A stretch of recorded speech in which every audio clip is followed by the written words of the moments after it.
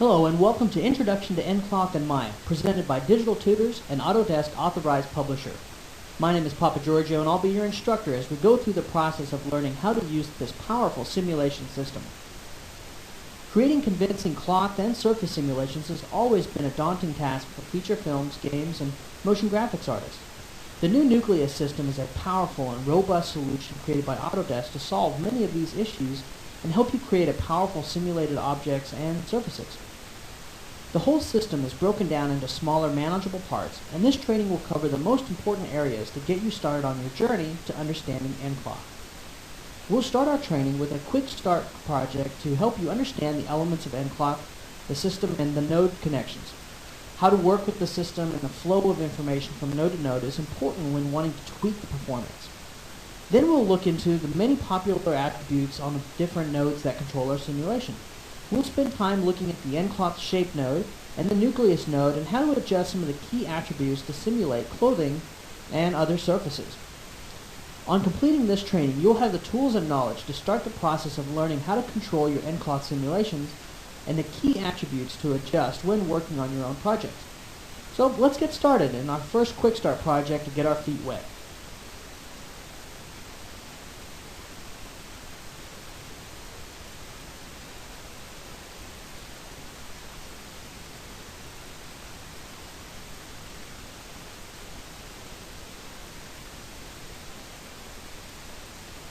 These first two lessons are designed as quick start lessons to get you really familiar with the nCloth system as fast as possible.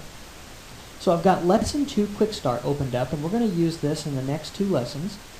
And what I've got here is a very simple piece of geometry. It is a polygon geometry. nCloth only works on polygons, so that's something to keep in mind.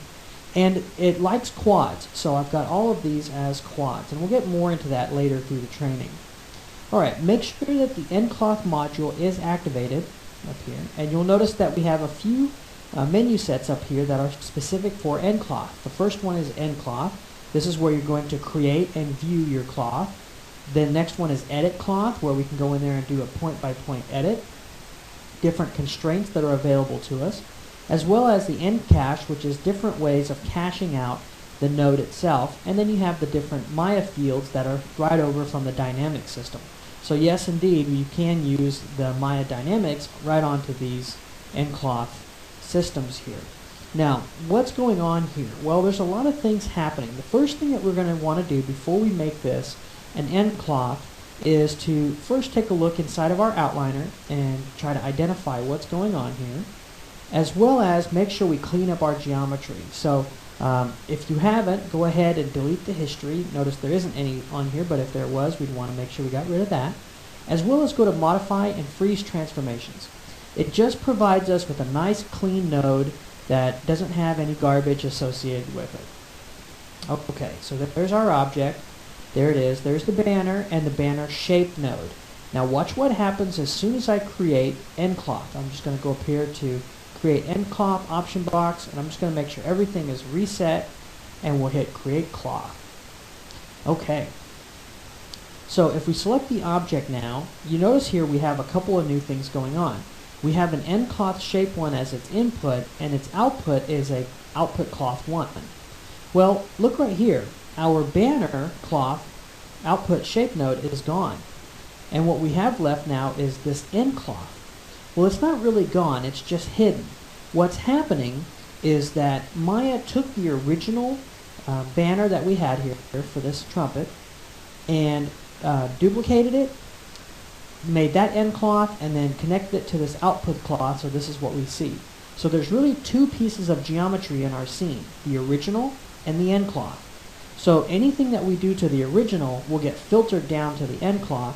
Anything we do to the nCloth will not be simulated. So these are just 2 ways of working and 2 things to keep in mind. Now if we wanted to see the original again, okay, notice there's only 1 node right here.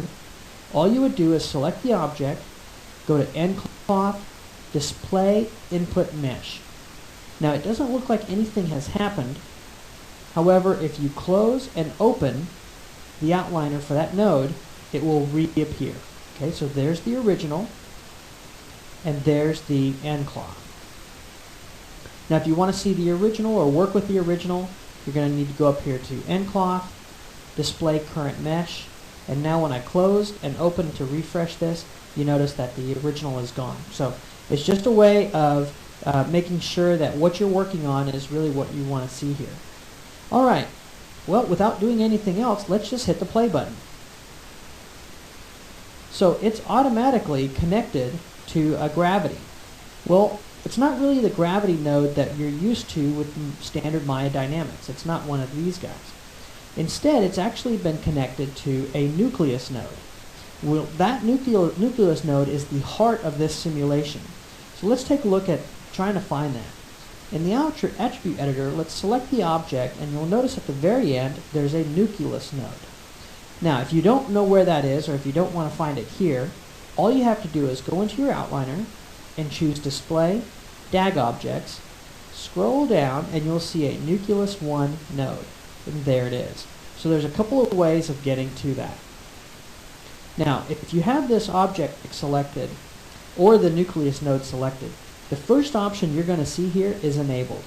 If you turn that off, hit rewind and play, you're not going to get any kind of simulation for any of the nCloth objects that are connected to this nucleus node. And that's because this, again, is the heart of the simulation. You turn that off, nothing's going to work. Turn it on, and your simulations that are connected to this node work. Now here's the gravity system. That's the default system that is going to pull down all of our objects. And right now it's pulling it down in a -1.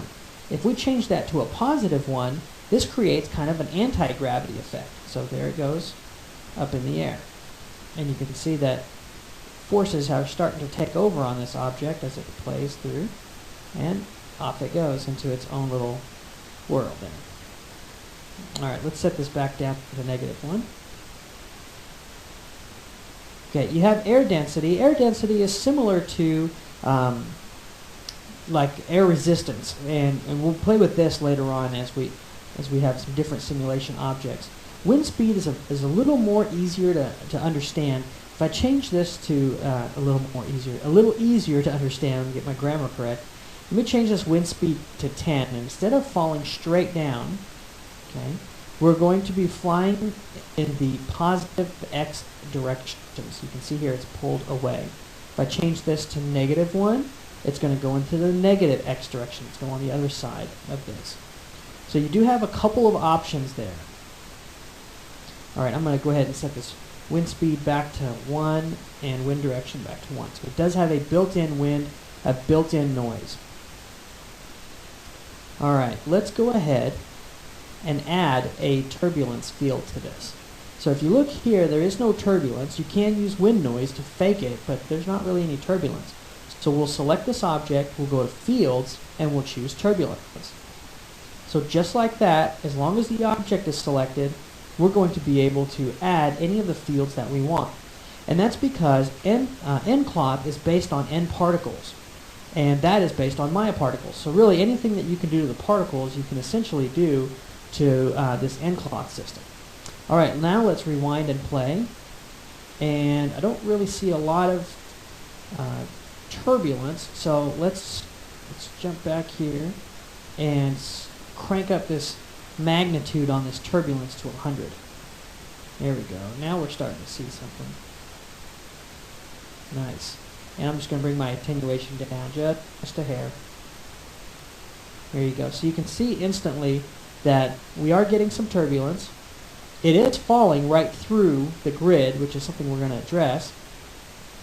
So what we can do is select the object, go to the nucleus node, and then we can turn on use the ground plane or use plane. Now what this does is it says, alright, let me make a plane that is at the origin 0, 0, 0, which is where this grid is, and when I hit play, it's now going to interact with that as a floor system. Okay.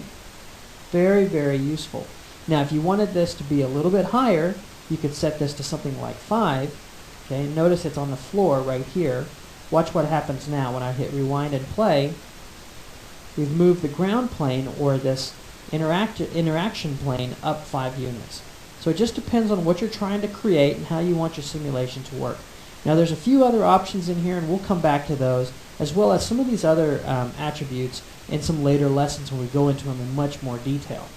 What I now want to do is focus on getting this cloth piece connected to this trumpet. So as I animate the trumpet, the cloth is attached to it and not falling off like it is now. We'll do that in the next lesson.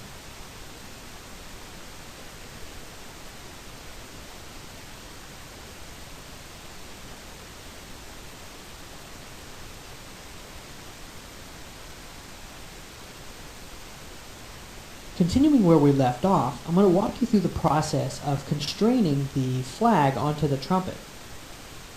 Now, an important thing that we want to do prior to actually going through and animating is to open up our animation preferences. You can find it down here next to the auto key. And I'm going to make sure that playback speed is set to play every frame. And we're going to keep that on for the rest of the session here. Go ahead and hit save for that. And now what I'd like to do when I hit play, you notice that the flag here, it just falls down. Let's connect that to the trumpet itself. Now the way you would do that is we're going to use an end cloth constraint. Let me just jump over to wireframe here. And there's a couple things that we can do. The first thing we'll do is select the vertexes here. And we're going to select this top row of vertexes. Now we could pin these to this geometry, but that's a little bit of an overkill, mainly because this trumpet isn't going to deform. If the trumpet itself was going to, let's say, bend, we would want all of these vertices stuck to a appropriate area on this trumpet. However, since that's not happening, I just want them all to be connected to a locator that I can parent to the trumpet. Well, that locator is simply a transform node. So all you have to do is go to end constraint and choose transform. Let go, and it creates this little locator right here in between the middle of your selection. So now if I go ahead and shade this again and play this back, you notice that the flag no longer falls. It's really pinned up to this locator. Alright, let's give ourselves a few more frames here. 10,000 frames. And what I like to do is, you'll see this behavior playing back in your scene, but it's always a good idea to make a play blast. So I'll just right click and choose play blast, and I'll let it go till about frame 150. Okay, I'll hit cancel. We'll load up F-check here. And you see that it plays back slightly different than your viewport. So that's just something to keep in mind, to always do a play blast and just double check the movement, make sure there's no other tweaks that you want. So now let's go ahead and adjust some of the features on this. One of the things that we need to talk about, and this is going to be important for the rest of the lessons, is that on this nucleus node, this gravity as well as all these attributes are connected to a meter scale. So this is 9.8 meters per second squared. Well, most folks build this in centimeters or decimeters. 5 meters, that's really big. 1 meter is about the size of a small child. So this cloth is 1, 2, 3, 4. Well, let's look right here. It looks like about 5 meters wide. So that is pretty big. So what we want to do is reduce this down. Well, to do that, what we have to do is come down to the scale attributes and adjust the space scale. So it's right now set to meters. If I set this to 0.1, I'm now decimeters. And you notice that the playback of this is a little bit different. Now let me go ahead and increase the wind speed to something like 25 so we can really see this reacting. Okay, and if I set this back to 1, you see how that plays back. Okay, a lot of our detail is lost. 0.1. Okay, if I was to take this to centimeters, which is 0.01, you can see here how that reacts. Okay, set this to 10. So a lot of times you can fake this and get your own looks that you want depending on what your final goal is for this object. Alright, beautiful. So I'm going to set this back to 0.1. We'll hit rewind. And now let's animate this trumpet. The only problem is if I grab this trumpet in my rotation tool, okay, and I set a keyframe, Shift E, and I move forward in time, and I grab my trumpet, and I'll do a Shift E. When I hit rewind and play, well, let me actually parent that on there. That would probably help. Let me get this locator. There's our locator. Shift select the trumpet and hit P to parent. Okay, so there's our movement. And now I want to continue animating this trumpet back and forth. So I'll take this, Shift E, scrub. You notice what's happening now? My timeline is having a hard time updating. And that's because it's trying to simulate this as it goes. So a good trick is, let me rewind this. Just go up here to Modify, Evaluate Nodes, and turn off End Clock. Now, as I scrub my timeline, my end clock is not being evaluated. Okay, so I can come in.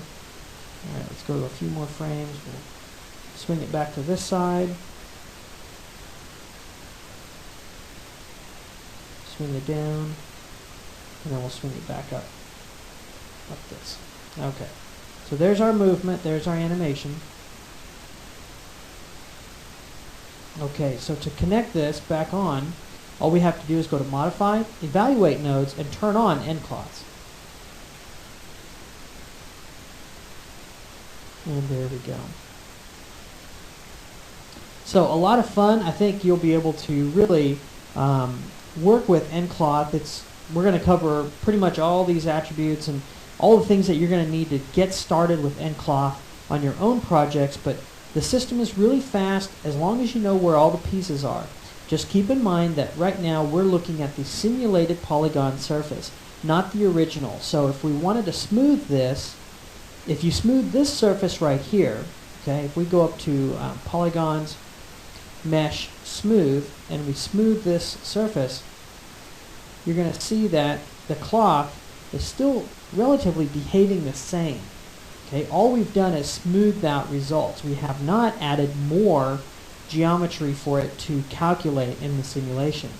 However, let me undo this a couple steps here. And undoing it may be a little difficult because it's going to want to solve all these frames. If that ever happens, just hit Escape. And we'll see if we can stop it. There it is. Okay, so we'd want to just go into that node, our node right here, smooth face, and set the divisions to 0 so it has no effect.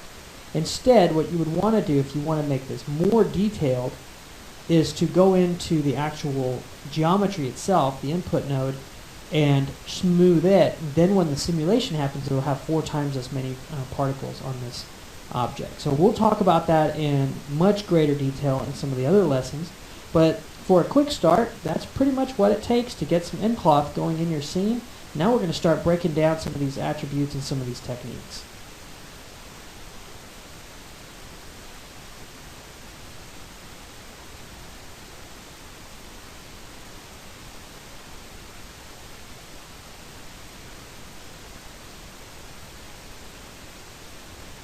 Now the following lessons are going to be pretty much a breakdown of some of the nodes and some of the attributes available to you. A couple of things that we want to cover first is how to control the nucleus node, as well as how to start at a different frame and talk about some of the different scales available. Now I've got this paint effect stroke here that is animated to wilt. So you just see it comes down and then it wilts. And what I'd like to do is have the petals fall off. So that would be really easy to do. This is a paint effect stroke, so I don't have any polygons on here. So what I'll do first is convert this to polygons. We'll go up here to Modify, Convert, and over to Paint Effects to Polygons option box. Now it's very important that we do have quad output turned on. So we'll have that on. We'll hit Convert. There we go. Now we have quads in here, and I'll hit 6. Show you the map here. Alright, so when they die, now we could do a couple little things to this shader here. If you want, we can adjust the incandescence on this. So let's see, it comes down and let's see here. Let me rewind this and we'll just play this back. And we'll kind of put together kind of a death sequence here. So around oh, I would say around frame 60 it starts to die. So we'll put a keyframe on incandescence here. We'll say set key, and we'll go a few more frames, and what we're going to do is do a negative incandescence. So we'll just say a negative 0.5. There we go, and that darkens it up. We'll accept that, and then we'll do a set key. Alright, so what we end up with are these bright petals, and then as it starts to die, they go dark, and then we're going to want to have them fall. Well, since what we've got here are polygon objects, and these are all combined as one, what we can do is select that, go to end cloth, create end cloth. And there we go. So now if I hit rewind and play, unfortunately the petals fall right away, and we don't want them to fall until a few more frames when we get to the wilting stage.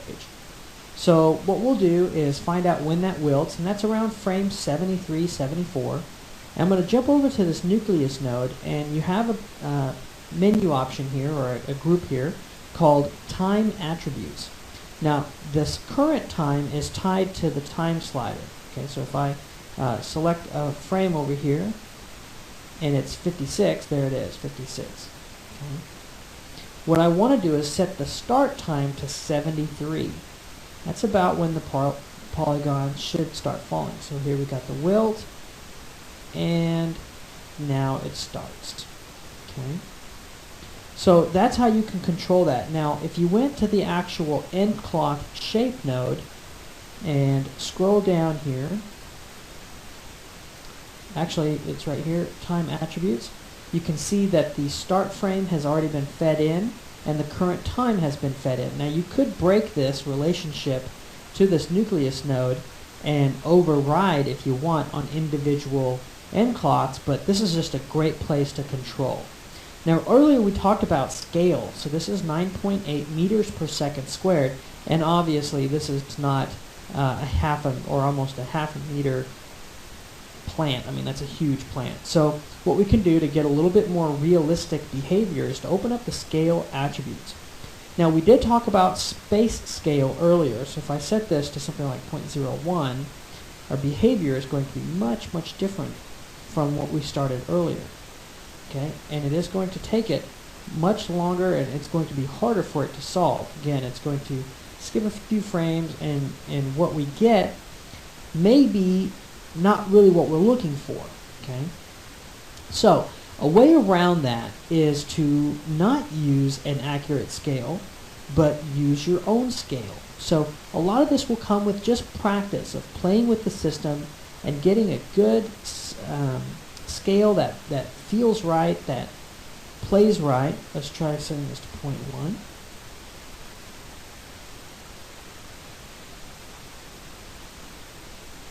Okay, that's pretty good. Alright, so what we'll do now is talk about time scale. Now time scale is a great attribute. This lets you override the time that it's using down here on your timeline. So right now we're setting this to 1, which is a 1-to-1 pretty much scale. If I set this to 0.5, what it's going to do is simulate much, much slower. And that's going to give the system more time to calculate. Notice how smooth that is now. So if I set this to, let's say, 0.25 and play, the simulation is going to play back much slower, which is going to be much more accurate. Now if I change this to something like 2, the simulation is going to run twice as fast as the timeline. And you can see how big of a step it takes frame to frame to frame. Okay? Now, a little tip for you, depending on the complexity of your simulation, you might want to set this number down quite low, play back your simulation, cache it out, and then speed up your cached files. Okay? And that's kind of a, you have to do simulation on it a little longer, but then you can speed it up, which is going to be more accurate, but at real time. So it just depends on how you like to work and the way you're going to attack the problem. But these two attributes are very, very important in the quality and the setting, the timing of your actual simulation. Okay? Next, we'll talk about some of the other attributes available in the nucleus node, including the gravity and wind.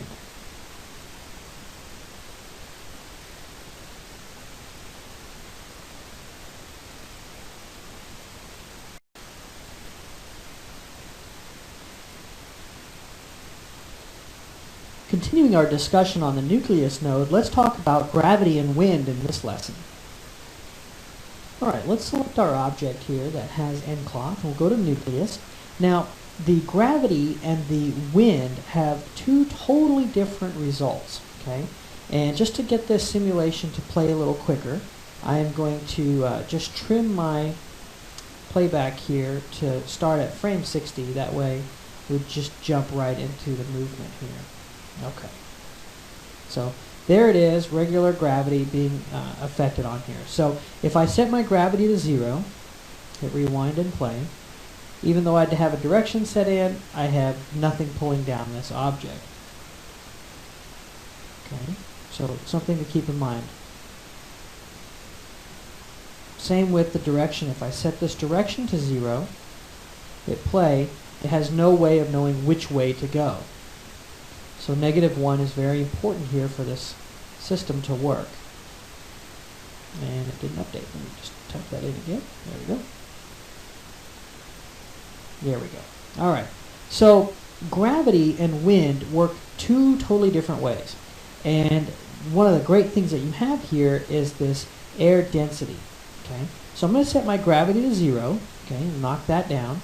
And what I'll do is I'm going to take this wind speed, I'm going to set that to 9.8, and I'll set 0 for the x, -1 for y. So essentially, I reused this gravity and this wind direction, gravity and gravity direction. I put those right down here, and what we should get is something that looks like gravity, right? Well, let's play this back, and you notice we get something completely different. Okay, and I'm actually going to open up my time scale here and set this back to 1. Just so we can get a quicker playback. Okay, this doesn't look like gravity. This is doing something totally different. Well, it's kind of neat to think about it. The system itself almost has like a built-in wave generator or a built-in variation, and you do have an override here on this wind noise, but it acts completely different from gravity. Now watch what happens as I decrease this air density. If I set the air density to 0, watch what happens when I hit play. Nothing. There is no air density, so the wind can have no effect. We're in a vacuum. Now, if I increase this to 10, now watch what happens. We have a tremendous amount of density, which means that air is really going to take charge of what's happening here and move these end cloths around very, very quickly. Okay, and you can see here they've really gotten scrambled and marbled up. So it just depends on what you're trying to create. Let's set this back to 1. A great thing to do is actually use this in combination. So I'm going to set this to 4 and a +1 direction. And let me set my gravity back to 9.8. Okay, we'll hit rewind and play, and instead of just falling down, wind is now going to disperse those before they are grabbed by gravity. Okay, now, you have a couple of options here with this wind direction. Now, this wind direction is not a normalized vector, so it's not necessarily saying direction. So if I set this to 2, it doesn't mean 2 more in x, okay, or a direction of 2 in x. These are multipliers. So if I set this to 0.5 and this one to 0.5, so x and z to 0.5, we're saying use half of that wind speed in those directions. Okay, so these are multipliers of this wind speed. So they're all kind of connected together. Now, there's also a couple of attributes that are connected to that wind speed as well. So if I select this object and I go to the output cloth one, I'm sorry, the end cloth shape, and scroll up to the top here, there's one here for lift and drag. Now lift and drag are also used in airplane wings, and this ratio determines if it's going to fly or if it's going to sink or fall. And these also have a connection to this wind here and the air density. So we'll get into that later on when we go into some of the other attributes that we're going to be playing with.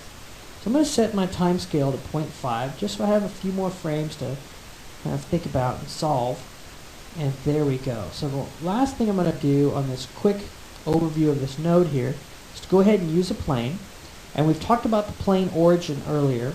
The plane normal is very interesting. Because this is a flat plane that kind of covers this grid, we want the normal pointing up. Otherwise, if we had the normal pointing down, these petals would fall right through, but if they came back up, they would collide. Okay, so that all determines. If you want this to be pointing straight up, we can set the normal in a different direction. And that way the petals would hit the wall, so to speak.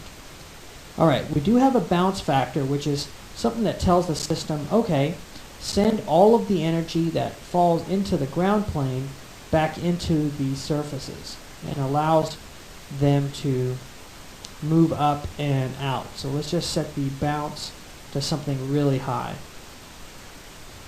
I'll set this to 10, and you'll see the behavior will be completely different. So there it goes. It falls, and they bounce, and they react. Okay. I'm going to set this back down to 0, and I'm going to increase the plane friction. Now this causes the plane to be a little stickier, and you'll see here as these petals fall, they want to stick. Now we do have wind still in there, so you see a little bit of jitter here, but for the most part, we've got a pretty good simulation. So these are just a couple of the different attributes that are available to you within this system. Gravity and wind, you're going to use them, through the rest of these lessons, so it's a couple of those that you might want to just go ahead and get used to. Now the wind noise is very, very interesting. Let me turn my gravity off, just so we can concentrate on this wind, and I'll show you what this looks like without any noise. Okay, and this is what it looks like without any gravity as well. And I'm going to crank my noise up, and you'll see what happens here. Through the petals themselves, you're going to see how they change, and that behavior is being passed through the almost like a noise field, and that wind noise is being controlled by that. So let's change this to 10. We're going to really crank it up. There you go, and you can see how dense that noise pattern is, and you can just see that those petals are going to react through that volume, so to speak. So a very, very useful attribute, depending again on the scale of your objects and how you want the simulation to play out. Let's go ahead and add that gravity back, 1.8. Alright. So there we go. End of the season, I guess, and our petals have died. So that's just a great little look at the couple of the different nodes available, or a couple of different attributes available inside of the nucleus node.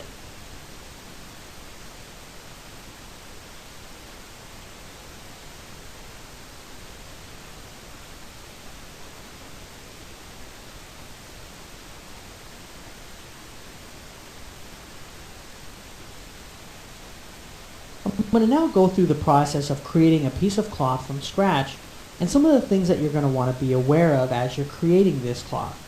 Now, we're going to use this file for the next 4 or 5 lessons, so you'll want to go through this process, build it, save it, and have it available for the next lesson. Alright, so I've got lesson 6, cloth creation, opened up, and it's pretty much our couch here.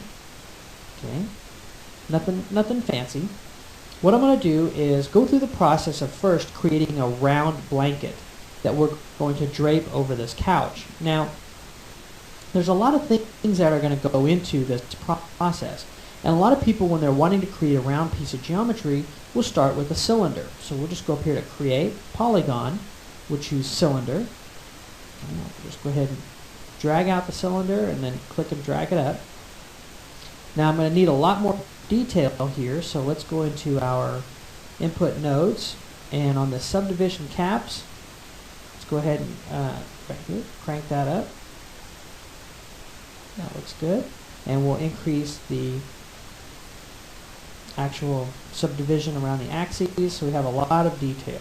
Now that's how most people would approach this. I'll just right click, go to face, and pretty much throw away all those faces on the bottom and the sides. We'll hit delete, and then this is what we're left with. Okay, so again, the same kind of setup. You would go in, freeze transformations, and then delete history. Now we've got this piece of geometry, and it looks clean, and it looks like quads. Everything looks good to go. The problem is this area right here is going to give us a lot of trouble, and that's because we have a high concentration of polygons in this very small area and then very few polygons in this wider area. Okay, our goal is to have nice even geometry, so this is going to be a problem. Let's go ahead and turn this into a cloth object. Go to end cloth, create cloth. We'll hit play, and it goes right through our surface here. So to make this interact with this couch, what we want to do is connect this to the end cloth system, or make it interact with the end cloth system by telling the system that this is going to be a passive object. So we'll go up here to end cloth, create passive. Now there's an option box available, and really the only choice you have is to either create a new solver or use the existing solver. We're going to use the existing solver. Otherwise, if we made a new solver, it would not react with this little object that we created. So we'll hit make collide, rewind, and just select this so it's easier to see, and play. Alright. And let me see, I may need to move my couch out of the way here, just so I can make sure that it interacts at this hump here. Okay, so let's play this back and you'll see what this looks like. Okay, so you can see how sharp this is.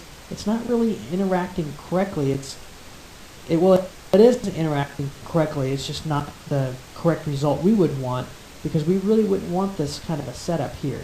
So I'm just going to select this object and hit delete, clear that out. And let me show you a different way of creating a round piece of geometry that needs to be all polygons. What we'll do is we'll start off with a NURBS circle. So we'll start off NURBS, and then we'll go and convert this back. So let's just get this fairly large and move it up like this. Okay. And from here, let's go over to our surfaces. We'll choose surfaces, planar. There it is. All right, and now we're going to convert this. So we'll go to modify, convert, down to NURBS to polygons, option box. Now let's reset this. There's a couple of options that we're going to want to set. First, we'll want to set this to quads, and instead of just generally tessellating this based off of the actual isoparms, we'll just set this to count, and we'll make up, let's say, 1,000 polygons. Okay, let's go ahead and tessellate that. Yeah, that looks really good. And the only thing that we'll want to do is clean up these little triangles here. And what we can do is go to polygons, mesh, and we'll go down to, let's see, clean up right here. And let's go ahead and reset all this. And we're pretty much going to clean up faces with more than 4 faces. And that should pretty much do it. We'll just hit clean up. There we go. Cleans those up nicely. And if you wanted to, you could go in here and delete vertices and slice them any way you want just to get that to work. But we're pretty much done here. So now all I need to do is make sure we delete the history. And we go ahead, modify freeze transformations, and we'll rename this our throw. Throw blanket. Okay, and I'll go ahead and put a different material on here, and we'll just put a Lambert on there, just so it's easier to see this in our scene. Okay, now I've got a bunch of stuff happening here. My old piece of geometry is sitting here as well. There's that, and there's this old piece of geometry. So let's go ahead and get rid of those and the curve. Okay, and I can position this wherever I want. Like I said, I'm going to go ahead and freeze transformations one more time now because I moved it. Okay, now all we need to do is connect this to our end cloth system. So we'll just jump over to our end cloth module, and we'll just go to end cloth, create end cloth. Because we haven't changed any of the attributes on those presets there, it's going to connect right in. So now when I hit play, actually rewind and play. There we go.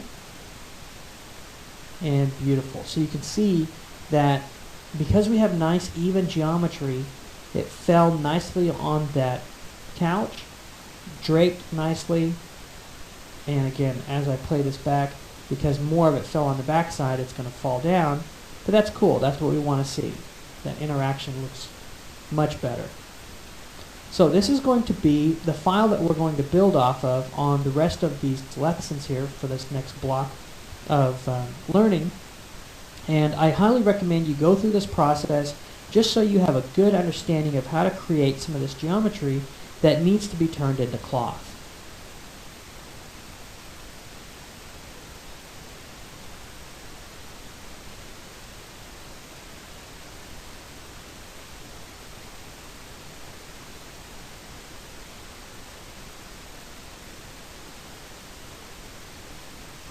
Now we're going to take a look at how to work with some of the input and output meshes with endcloth. So on our object, let's open up the outliner here. Let's say we want to make this even smoother in our simulation. Well, I'll open up this throw blanket, and you can see the throw blanket's shape node has been changed to this output cloth mesh. Close and open, and there is our input mesh. So what's happening here? Well, let's play this back. There's no simulation. Well, we're actually looking at that actual geometry that we built. The simulation is the duplicate that we have here. So we'll just switch this back over to display current mesh, and there it is. It's starting to fall. And you can see here that it does simulate well, but in this area we could sure use a lot more geometry. Well, we can add that geometry in. The only thing is, if I add it now, it's just going to smooth this result. It's not going to give me a better solution. So what we'll do is we'll rewind. Okay, actually, I'll let this play back for a second, and I'll show you what happens. There we go. I'll let that play back. We'll go to endcloth, display input mesh, and watch what happens.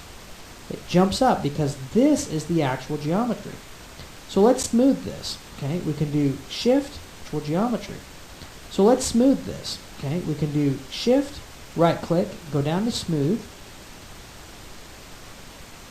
and we'll just make sure that we have on our smooth here.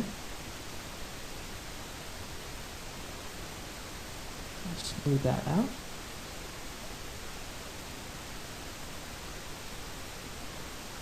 Just make sure that we've got that on it. Yep. And now let's go back and display our current mesh. Okay, so now if we play this back, actually we got one too many smooths on there. We can just reset this down to 1. There we go.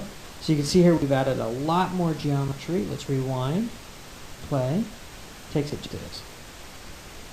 And you can see here we have a lot more geometry to actually give us more data as it's solving. Very, very useful. Okay, so as you're working with the different types of output nodes, it's going to be important to know which one you're working with. So again, we'll show the input mesh, there it is up top, and then show the input mesh, there it is up top, and then endcloth display current mesh, which is the simulated surface. Now when we created this, let me actually rewind this, and I want to take the endcloth system off of this. So I'm just going to choose endcloth, remove endcloth. Okay, give that a second. And I'm going to go ahead and set my divisions to 0 on this. So we're going back to our original shape here. Actually, let me make sure that I have my input mesh selected, and we choose remove endcloth. There we go.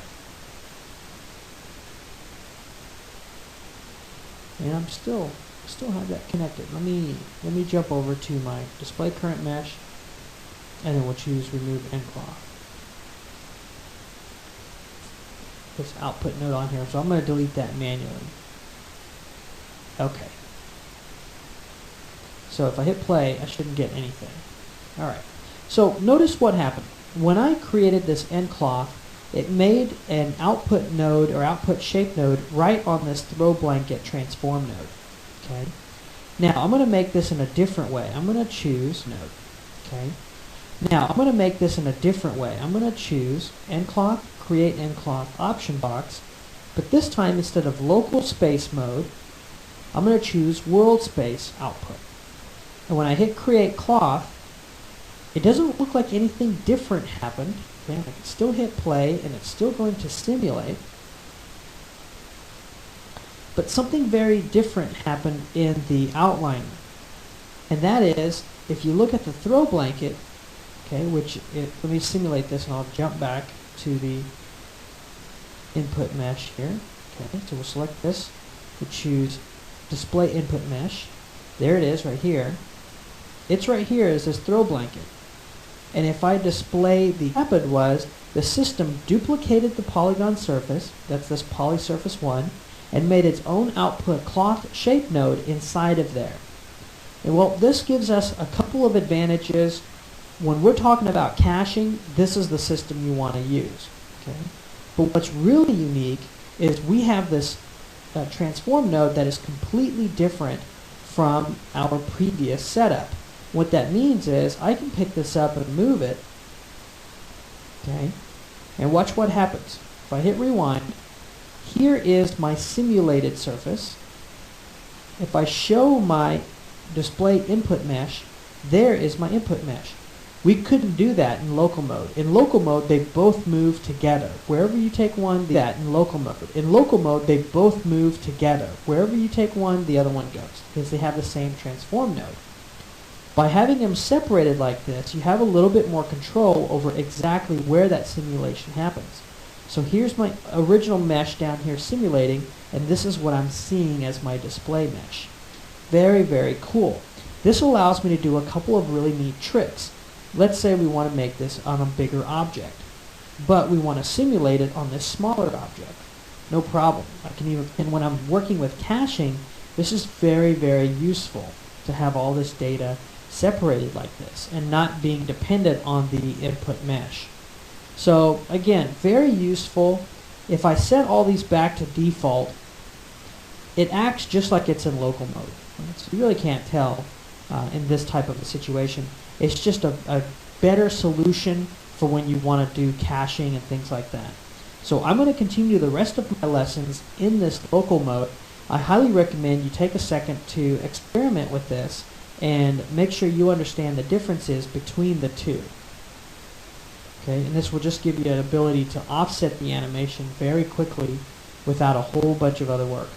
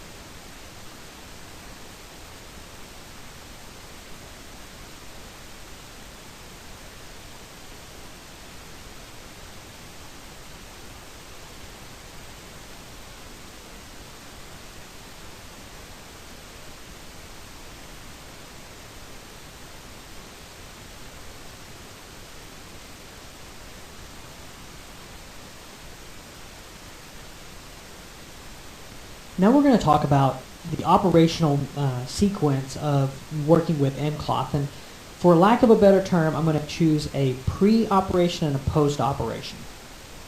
So that will define what's happening. Now I've got this cloth simulated here. If I'll hit play here, you can see that it runs right through. And on this cloth, I have, let's go ahead and go to the display input mesh. Here's the input mesh. There is a smooth node on here, but I'm not using it. I turned it off. So I still have this node to evaluate. Okay, and that's kind of going to be the topic of our discussion. And then I also have this object here, which is my stimulated object. Well, it's a thin plane right now. I want to add some thickness. If I was to model the thickness on here, I'm going to now have to simulate not only these points and springs, but also underneath that set of faces there, and then all the way around. So I'm instantly going to over double my simulation, and it's going to again have a toll on my system. So what I can do is right click, go to faces, select all these faces. Okay, so they're all selected. And then trick here, or shortcut here, is shift right click, and we can choose extrude face. So what I'll do is just come over here, grab this handle, pull this down just a little bit, right click and go to object mode. And now what I've got is my cloth shape has been extruded down. If I hit play, notice it simulates just as fast. And I get what looks like a thick piece of fabric right here. Okay. Now it is a little bit chunky.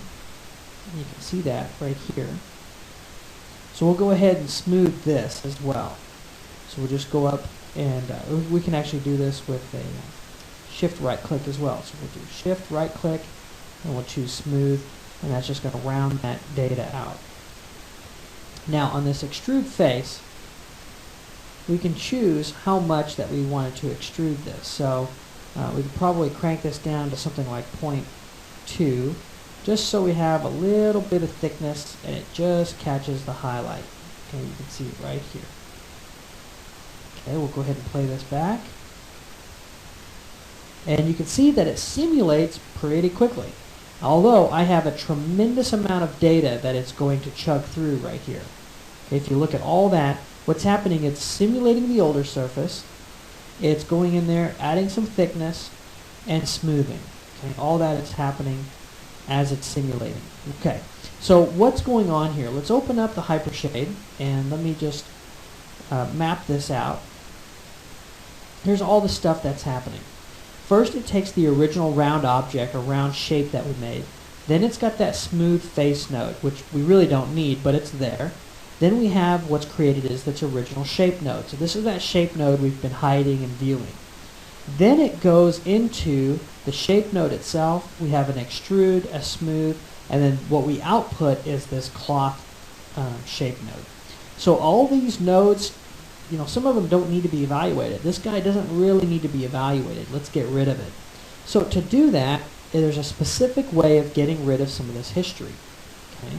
What you'll want to do is select the object, and you're going to choose, let's go to the outliner here. Okay, go down and select the actual output cloth, not the poly surface. So we'll select the output cloth.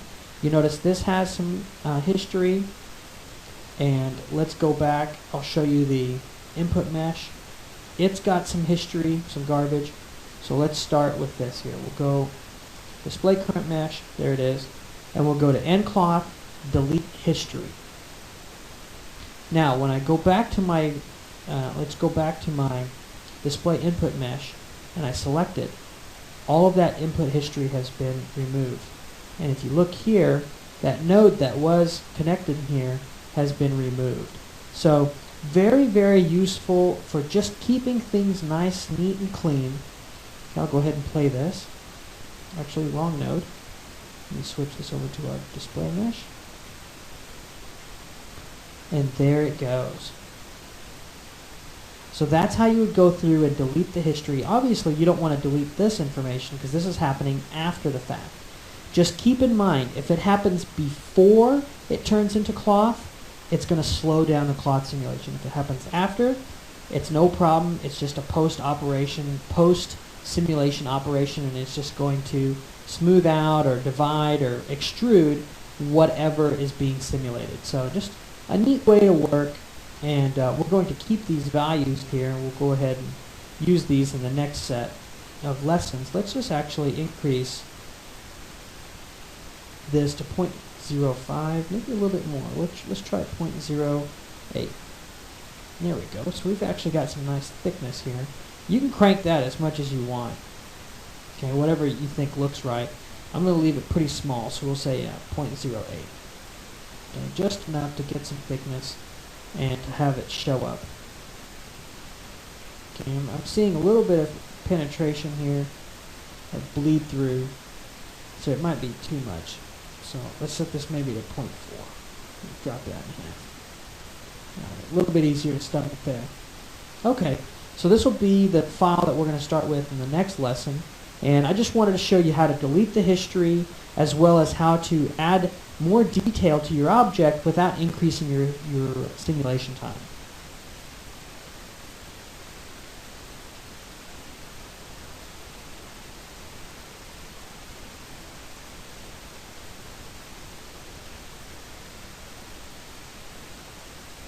In this lesson, we're going to take a deeper look at the solver itself and how to create different solvers and switch your objects between those. A lot of times you're going to want to isolate movements or check different settings.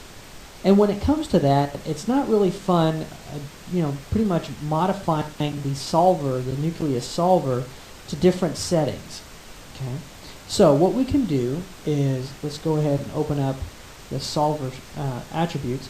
Before we do that, let's create a brand new solver. So with my cloth selected, let's just make sure it's solving. There it goes. Okay, looks good.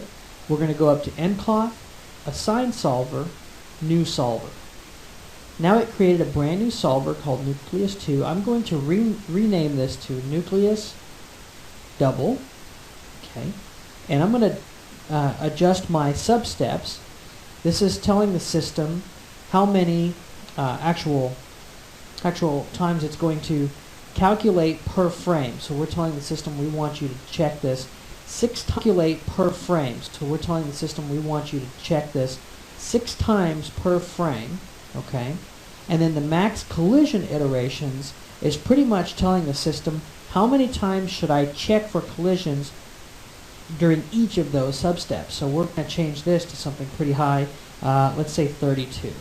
Okay. So the issue now is going to be, as I play this, and make sure I rewind at the beginning, it's taking much longer to solve. Okay. And watch what happens to the couch. The object is going to end up going right through the couch because the couch is not part of this solver.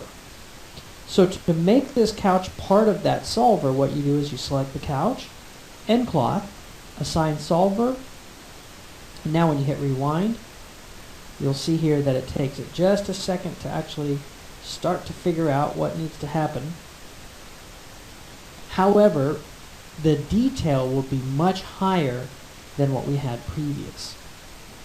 Well, why would you want to have multiple solvers? Well, a great feature is being able to animate solvers. Well, a great feature is being able to animate some of these settings.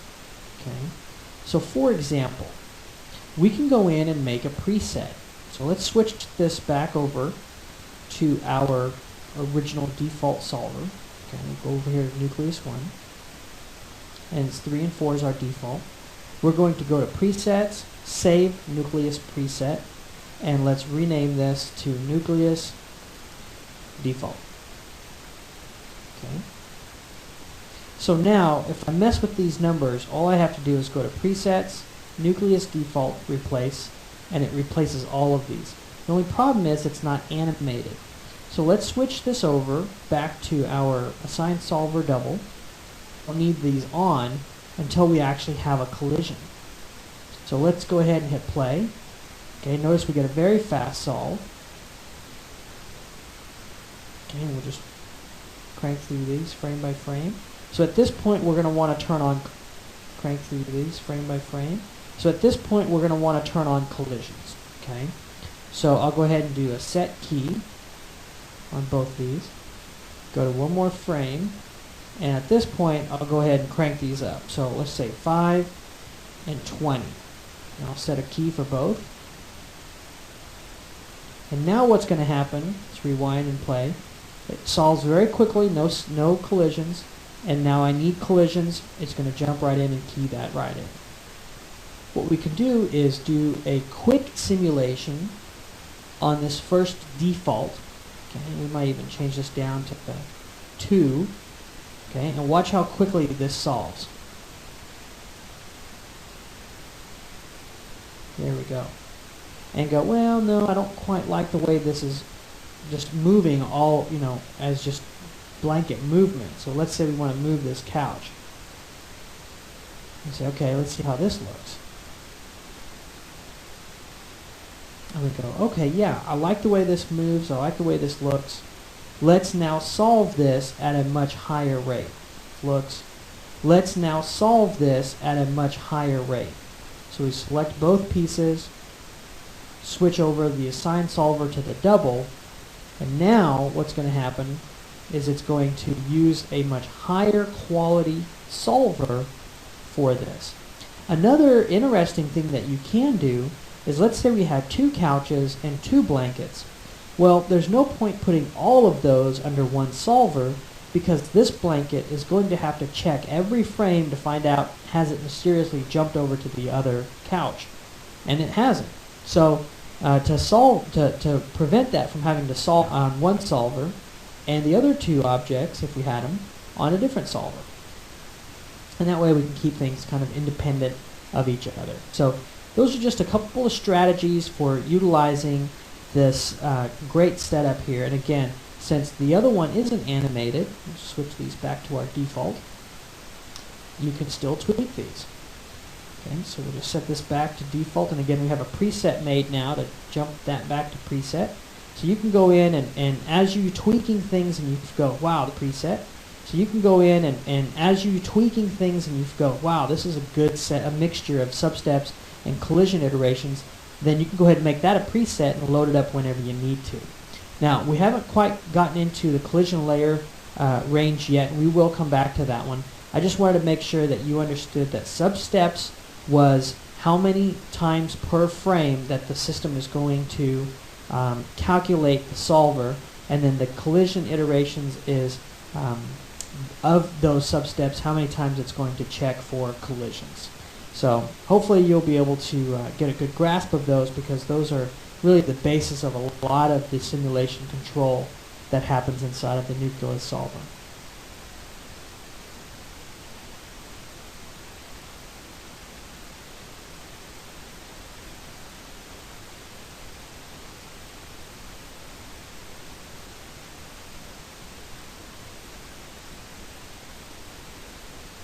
Alright, we've only got a few more items that we need to cover in the nCloth menu, so I'm calling this a miscellaneous lesson. Now at this point, I would highly recommend that you save your file, because we're going to just do some experimentation and playing around. The next lesson, number 11, is going to start with this file at this state right here. So you'll want to make sure that it's nice and clean, that we can revert back to this file. Alright, if we go up here to nCloth, there's just a few more that we have not discussed. The get nCloth example connects you to the visor and allows you to pull down some of the examples that Autodesk has created for you as just starting points for ways to explore what nCloth can do. The other items that we haven't talked about are the AE display. Let's take a look at that option. If I select this object itself and I want to change the color, I really can't do that because it's hidden from me in the attribute editor. So if I go to nCloth, AE display, let me just tear this menu here, and I choose, pull this down, I choose material nodes. There is my Lambert. Okay, and now I can actually go in and change this color. So we don't have any dynamic constraints in this scene. We don't have some of these other options, but if I turn on things like other non-nucleus nodes that are connected to this mesh, all of a sudden now, here is my poly smooth face, my extrude face that we played with earlier. Okay, and there's my amount in Z, my time node. So all of these now are exposed. If I turn those off, they get hidden. If I turn off materials, I also have the ability to work with the property maps and component nodes, but I don't have any of those in my scene right now. So again, just a good way of keeping your scene nice and clean, your attribute editor nice and clean. If you do need to see your materials, that's the best place to get to them if you don't want to get to them from your Hypershade. Alright, and the last one that we want to talk to you about is the interactive playback.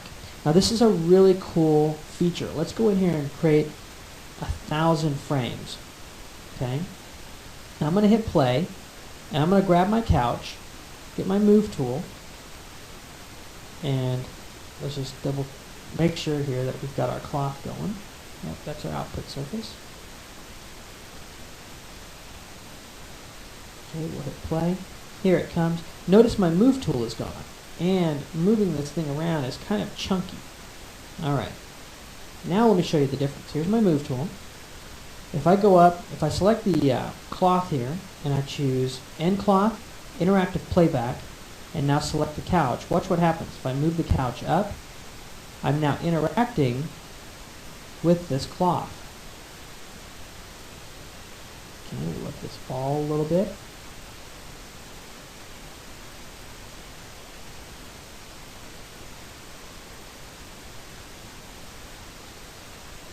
So, a lot of fun. The only issue is, don't undo, right? So if you hit rewind, the cloth goes back, but your object doesn't. And you don't want to hit undo because it's going to try to solve all of those simulations. Instead, just zero this out. Now, you can do more than just rotate. You know, you can go in here and actually adjust some of the attributes right away. So we'll just go up here and choose Interactive Playback, grab our couch. We'll go ahead and swing our couch around like this. It's really a lot of fun. So that's what interactive playback does. It allows you to look at your scene, just zero this and rewind, look at your scene and modify things in your scene as the simulation is playing. And this is a great way of checking some of the different attributes that you can play with. Now, let's play this back. And there's a little problem here. If you look, we have a thickness and collision problem. So we're going to address that in the next lesson on how we can deal with the gap here that we have and tighten that up and you know, make this a little bit more accurate. Alright, so before I mess with this, I've already kind of played with some of these options here. I'm going to just revert this back to lesson 10. And I'm going to save it again as lesson 11 so you can open up 11.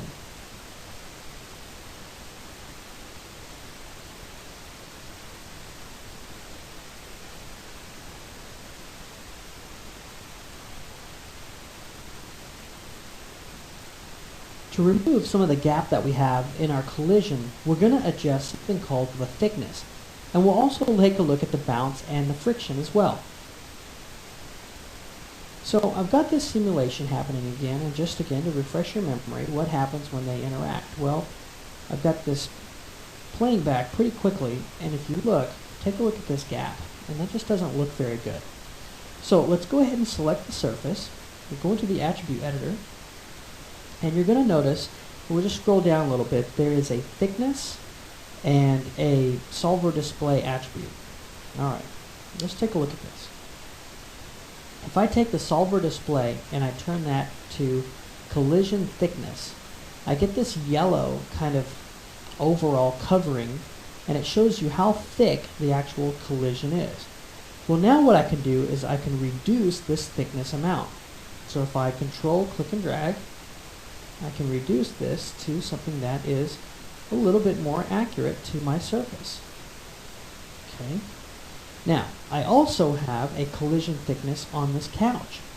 So if I select the couch and I go to solver display and I say collision thickness, I can actually change the color of this so it's a little bit easier to see if there's any clipping in here. Okay. And this couch, it's very difficult to see where it is. So if I go to wireframe, it's much easier to see in this view. Okay, let me just get to the side here. So you can see the green is the original, the purple or pink is the collision thickness, and I'll just go down here to this thickness attribute, and again, just click and drag, control click and drag, and get that number a little bit lower. Okay, so that's going to be pretty tight. So now let's go ahead and turn those collision displays off, and now let's rewind and play. And we'll see what our collision looks like now. Okay, much nicer, much tighter, as you can see here. Now, we're going to go ahead and play this back, and if you have any clipping, let's see if we can get it to clip somewhere. I thought I saw a little bit of that just a second ago. Let's see if I'm quick enough to stop it here while it's clipping.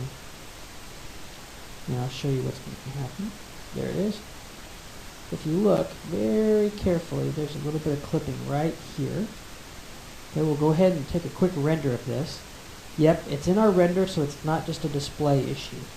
Now, what we could do is increase the thickness of this just a little bit. So maybe 0.44, and that might pull it up just high enough. Or what we'll do in a later lesson is I'll show you how to go into the paint vertex properties, and you can actually drop in a thickness and paint certain areas a higher value. So the edges look nice, but maybe in the middle it could be a higher value because nobody would ever know. Okay, so this is just a couple of little tricks here that you can use. Now, right now, if I play this through, the bounce is 0, so it's trying to stick, but there's hardly any friction. If I increase this bounce all the way to 1, and I take my couch and I increase its bounce all the way to 1, what I'm going to get now in the world of physics is called a perfect elastic collision. Okay, so watch how this plays back now. This is with a bounce of 1. Okay, and you can see how this cloth now it feels alive, right? It fell, this feels very thin, and of course it's going to pull it down really quickly, and there it goes, we're out of frames. Now, in reverse, if I take the bounciness off of this couch, I still have the bounciness on this fabric, but it tries to stick a little bit. Now watch what happens when I increase this friction on this couch. So I have full bounce on the fabric, so it itself is springy and bouncy. However, the couch is sticky. So it clicks, hits, grabs a hold, and it's drawing back very slowly now. Essentially, we're running out of frames before it even pulls it off. So bounce and friction, two really, really great attributes for controlling the way your cloth behaves. I think those two have just a really big responsibility in the system itself. Okay, and again, you can put that on the cloth, remove bounce off the cloth itself, and I'll show you how this looks now.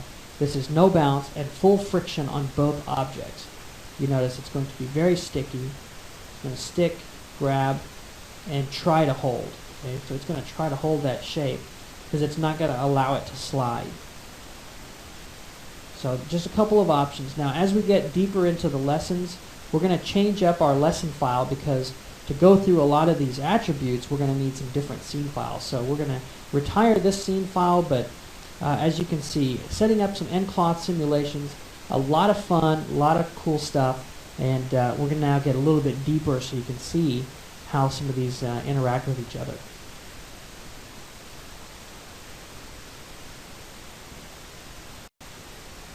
In this lesson, we're going to take a look at collision layers as a way of controlling not only our simulation, but to make our simulations go a little bit quicker. Alright, I've got lesson 12 opened up here, and before we get too far along, I'm going to go up here to Display, Heads Up Display, and turn on Frame Rate. Now this is going to display the actual frame rate of my scene. So as you can see here, I'm up to about 40, 50, 50, 60 frames per second. Just depends on what is happening in the scene. Alright, I'm going to have a few more frames here, so we'll just set this to 500. And that way, as it plays, we get a good idea of where we're at. So around 50 to 40 frames per second. Now, what I'd like to do is have these objects here become cloth. Okay, so we'll just select all those objects, and we'll choose End Cloth, Create End Cloth. And then we'll go ahead and select the trumpets, and we'll choose End Cloth, and we'll choose Create Passive. Now, let's rewind and see if this works here. If I hit play, nope, they fall apart. Well, what we can do is, instead of actually creating an actual constraint in here, what we can do is increase the thickness of this trumpet.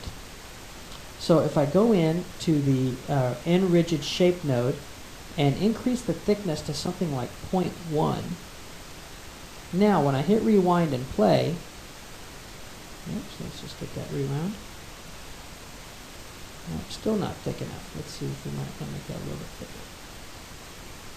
Let's try 0.2. That might be, it's really thick. There we go. That held it pretty good. So what we can do is go in here and change all these to 0.2, so it's a nice thick passive object, which tells the particles or the vertexes inside of the trumpet to hold tight. Okay, so if I take a look at this surface in wireframe, you can see that it's inside of the trumpet, and as I hit play, it falls and gets stuck. Okay, and we get this kind of behavior. Now I've dropped down to 5 frames per second, so it's really running slow now. What can I want to do about this? Well, I could go in and make an individual nucleus node for these 2 objects, and then for these 2 objects, and so on and so forth. But now I've got 4 individual nucleus nodes to manage, and I really don't want to do that. So what we can do is introduce something called collision layers. Okay, so if we take a look at this trumpet, and we go up here to the top where it says collision layer, it's currently set to 0, and this one is currently set to 0, the banner.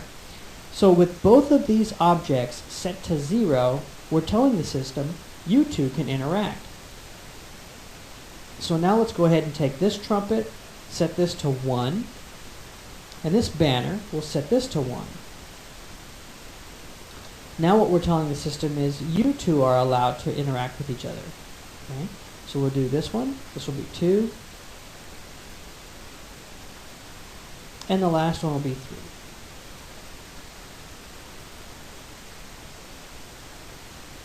Okay, so now let's rewind this and play. Okay, well, we're still at 5 frames per second. And the reason that's happening is because there's one master switch on the nucleus node that you have to be aware of. Let's just go over to our nucleus node here. And you'll notice there's an option here that we overlooked earlier because it didn't really fit the discussion. So we'll come back and get to now. It's called the collision layer range. And what that's saying is you have up to 4 that it's going to check for. So if this is 0, it's still checking for this last one that's at 3 for if it's colliding or not. So let's set this number down. Let's set it to something like 0.2 or 0.5. That'll make it easy. Alright, now with this set to 0.5, let's rewind and play. And there we go. Now I'm starting to jump in here. Okay, so I got a little bit of speed increase here. Now watch what happens if I take one of these objects, okay, go to the cloth shape node, and I set the collision to 1. Now watch what happens. I hit rewind, play, and that fabric can fall. So that's another way of controlling how these actually interact and work. So watch what we can do. I'm going to set this. We'll set each one offset by 1. So this will be 0 and 1. Okay. This one will be 2 and 3. Okay, and you can probably see where we're going with this. Alright, we'll make this one 4. And then 5. And then 6 and 7 finally.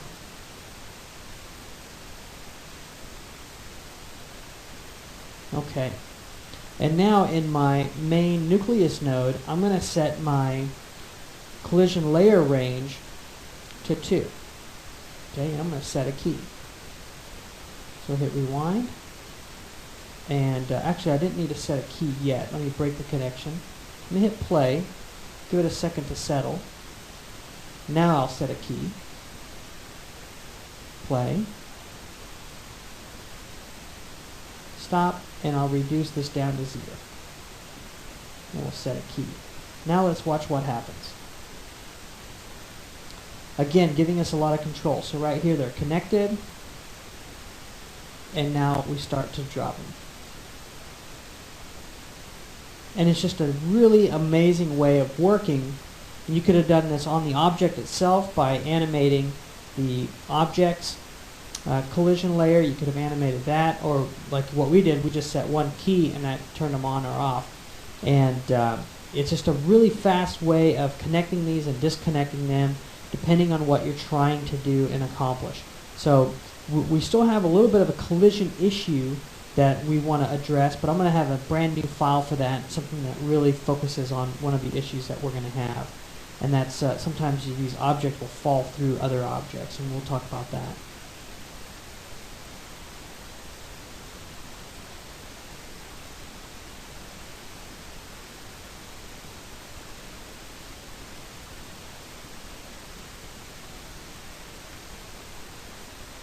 Now, an interesting phenomenon when you're setting up the collision layers is sometimes they'll go right through. And I'll show you how to set this up so if you ever run into this problem, you know what's going on and you can back out of it.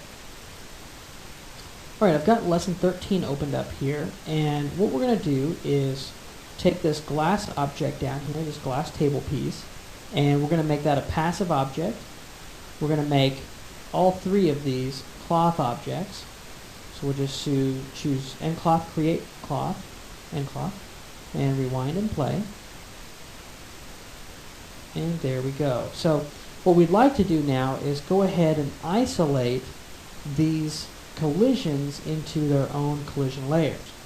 So pretty easy to do. Let's go ahead and we'll select the object itself down here, and we're going to leave that collision layer at 0. And a lot of people will do this. They'll take this layer, set this to 0.5, take the next one, set it to 1, and this one over here to 1. Okay, a lot of folks will do that. And what happens when you play this back, watch.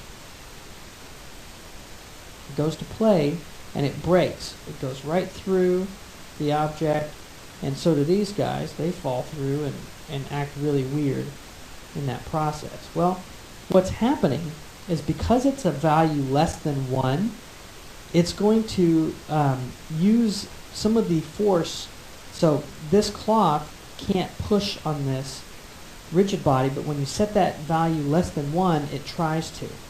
Okay, so let's go ahead and set this value to 1, and we'll set these two to 2.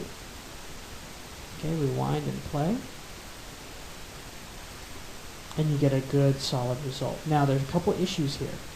These two pieces of fabric here, these two strips, these white strips, they're never going to interact with each other.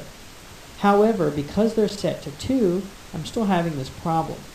So let's go back to our nucleus and set the range to 1. Okay. And you see that sped it up just a little bit, but if I set this higher than, so if I change this strip, okay, if I change that from 2 to 3, so this one right here is 1, actually I need to set this to 2. So my fabric here is 1, my tabletop is 0, here's 2, here's 3, okay, but my collision layer was, my max layer was set to 1. This is now going to pass right through. So that's not good, but I need these two independent of each other. Well, let me set this back to 2, and I'll show you a really cool constraint.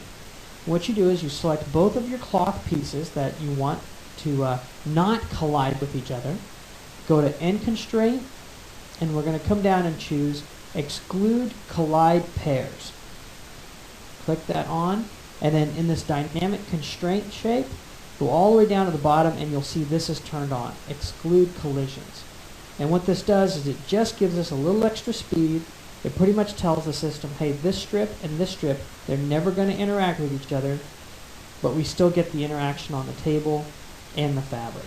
So again, just a couple of little tips and tricks to help you as you're trying to get your own clothing simulation or cloth simulations going. The whole end system It's very, very user-friendly as long as you know where all the pieces are. So setting up your collision layers like I did in the earlier lesson, really easy to do. It's just when you try to say, okay, well, I'll use 0.5, things break, and this is how you can fix them.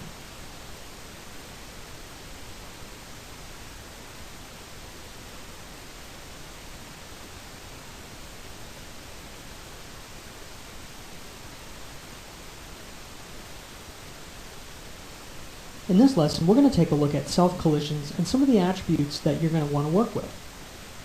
So I've got lesson 14 opened up, and it's pretty much just this simple little card, and it's got a couple little extra vertices in here just to round out the corners, but that's about it. Nothing fancy. All right, let's go ahead and duplicate this. Before we get too far along, let's just double check to make sure that all of it's zeroed out and there's no history on here. Then we'll just go up here to Edit, and we'll go to Duplicate Special, Option box, and we need to translate in -0.1, so we're going to want to send it down, and we're going to need 51 more copies. Now, a big thing here is to make sure it does say copy and not instance. Alright, we'll duplicate special. There we go, there's our cards. And what I'd like to do is turn all of these pieces of geometry into an end cloth system. Well, because I want them to interact with each other, I won't really need to go in there and make 52 individual end cloth systems or end cloth nodes. Instead, what I can do is combine all of this geometry. So you can do that by either jumping over to Polygons, Mesh, Combine, okay, or you can shift right click on your object and go down to Combine. All right, now that those are combined as one unit, what we can do is in end cloth, tell the system, okay, let's go ahead and create end cloth. And in the attribute editor, I'm just going to go to the nucleus node and turn on use plane. And that way it has something to collide with. So let's just hit rewind and play and take a look at this. Here it goes, it's falling. And there it interacts with all of them. Okay, we've got a little bit of collisioning happening here and interpenetration, but you get the idea of how quickly we can generate a really cool looking effect. Okay, and you can see here the corners have been bent. So these cards are no longer stiff, but they're actually reacting to the forces of each other getting hit. So here's a good example. This card is now bent. So how do we manage this? Well, let's look at some of the attributes available to us inside of the end cloth shape node. So all of these are connected to this end cloth shape node, and at the very top you have an option here that says self collide. Now if you turn that off, hit rewind and play, watch what happens to these cards. They all just fall right onto each other, and they don't even they just merge themselves into one another because there is no collision being detected. So we'll turn that on. Okay, and then down here where we have thickness, we also have a self collide with scale.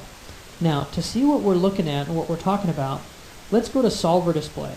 Now, we've talked about collision thickness. That's pretty much what happens when it's colliding with other objects, but the problem is we're not colliding with other objects. We're colliding with ourselves. So we need to change this to self-collision thickness. Okay. And we'll just lower this amount a little bit, like this. Okay, we'll go ahead and turn this off, and we'll see how this looks. Let that work. Okay, very cool. You can still see that some of these cards, or actually all of these cards, are being warped and bent because of the force of having all of them pushing down on these.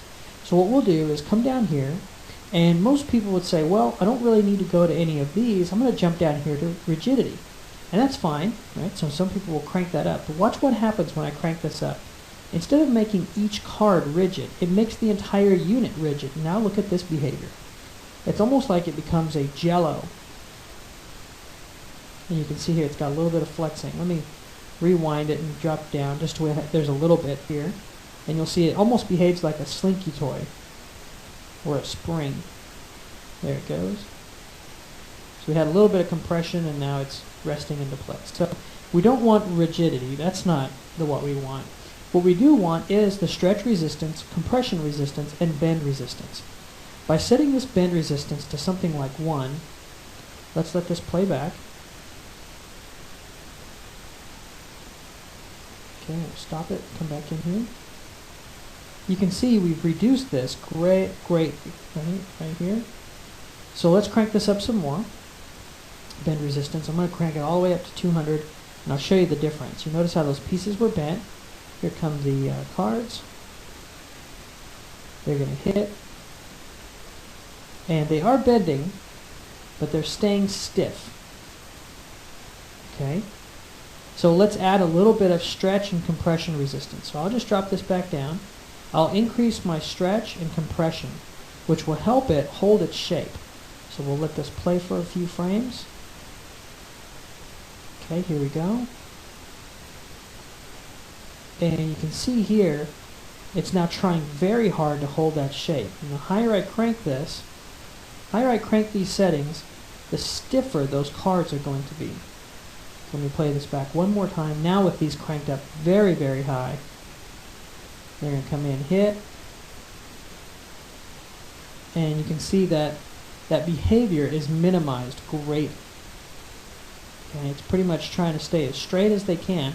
There's going to be a little bit of flexing because I don't have them cranked up really high, but you get the idea of how that works. Now, any of this little interpenetration that's happening, you can fix that by going into the solver attributes substeps, and you start cranking those up. So again, it is going to make this a little bit slower to solve, but we are going to get a much finer result. Okay, here it comes. Oops, did I stop them? Here they come. Okay. So you can see here, once we get them stacked in there pretty good, they start slowing down. But that's a good way of actually going there and tweaking some of those settings when you're dealing with self-collisions. Just remember that on the end cloth shape node, you have a solver display for set collision thickness, and that gives you a good way of measuring, do I need to bring that in or increase that to keep these from compressing on themselves.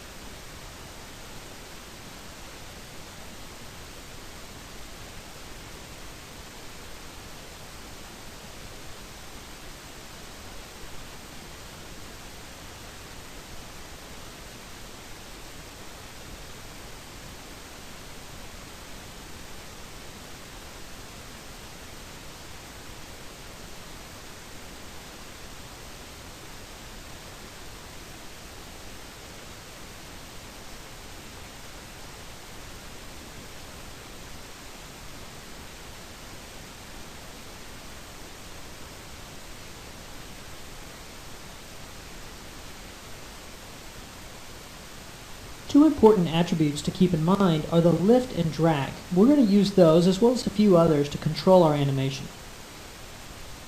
Alright, I've got lesson 15 opened up here, and I've pretty much got these paint effects leaves that we made earlier, and they're just pretty standard stuff here. And if I hit play, I shouldn't have anything, so nothing's on this. No history, we're good to go. Convert these to end cloth. So we'll just go up here to end cloth, create end cloth. I may lose my texture, that's okay, just right click, assign existing leaf shader, and that brings them back. Okay, let's go ahead and open up the attribute editor, and under the nucleus node, let's go ahead and add the plane. Alright, rewind and play, and they fall. And you notice they just fall right down, they just crumble. So, let's see if we can get these in our scene. They just fall, crumple, and not much to it. Okay, well, there's a couple of things that we can do to control that. One of the things that we can do is select the object, go to the end cloth shape node, and in that node, towards the middle here, is lift, drag, and tangential drag. So lift is running perpendicular to the wind, and drag is running parallel to the wind. And drag is running parallel to the wind.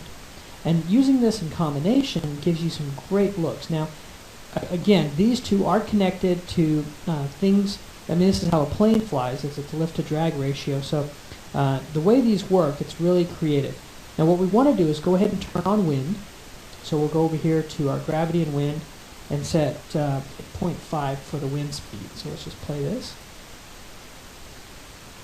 Okay, so you can see they fall straight down even with 0.5 as the wind. Now what we'll do is go over here and I'll change this lift to 1. Now just by doing that, all of a sudden we've got a little extra movement here. Okay. And watch what happens as I take this to 2. Okay.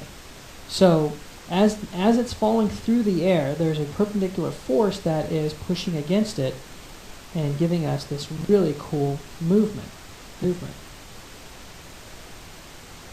See how it slows down that movement and that playback? Gives it a little bit more naturalness. Now our items aren't crumbling up here, and the one I want you to be aware of is this one right here, this flat one. Okay. So I'll put this right here. Keep your eye on this one. As I play this back, you notice how it reacts? As I play this back, you notice how it reacts? It just kind of crumbles up, and it's the one that's really messed up the most. Well, that's because many of these are already bent, but these two are flat. So what we're going to do is alter this tangential drag. That's a tongue twister. Let's set this to 1. Now what's happening is, it is at 0, when this flat plane moves through the air, it slices right through it. By setting this to 1, it's now going to be affected by the normal of that object. So let's play this back. You can really see that happening now. That's a little bit too much. Let's try 0.5. There we go. And they're falling to the ground. This is all based off that wind direction. Okay. Cut that in half, 0.25. There we go. Beautiful. And you can see how those react and fall.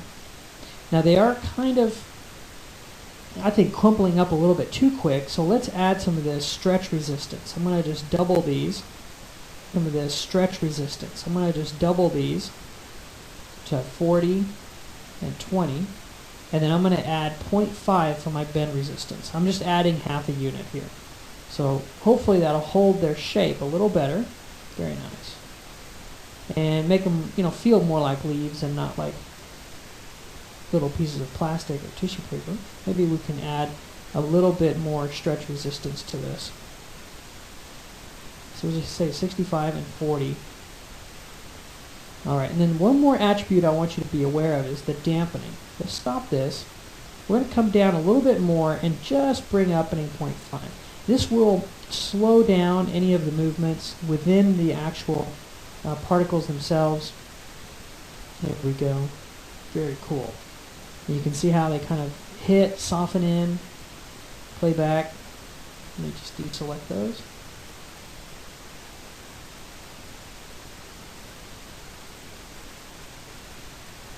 And you can see we end up with some really neat looking effects without a lot of work. So two of the things that we want you to be aware of: lift and drag. You're going to use them all the time to alter the way these objects fall through the actual environment.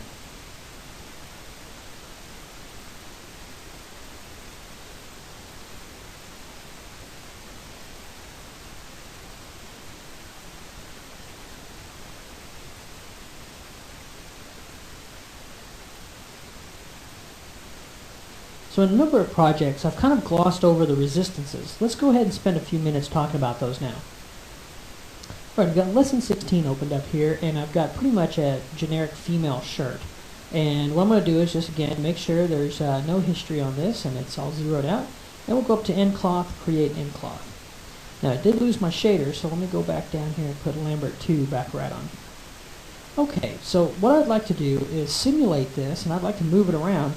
But I want it to look like it's on a hanger. So instead of just letting it fall, the shirt fall to the ground, let's actually select some of the points here.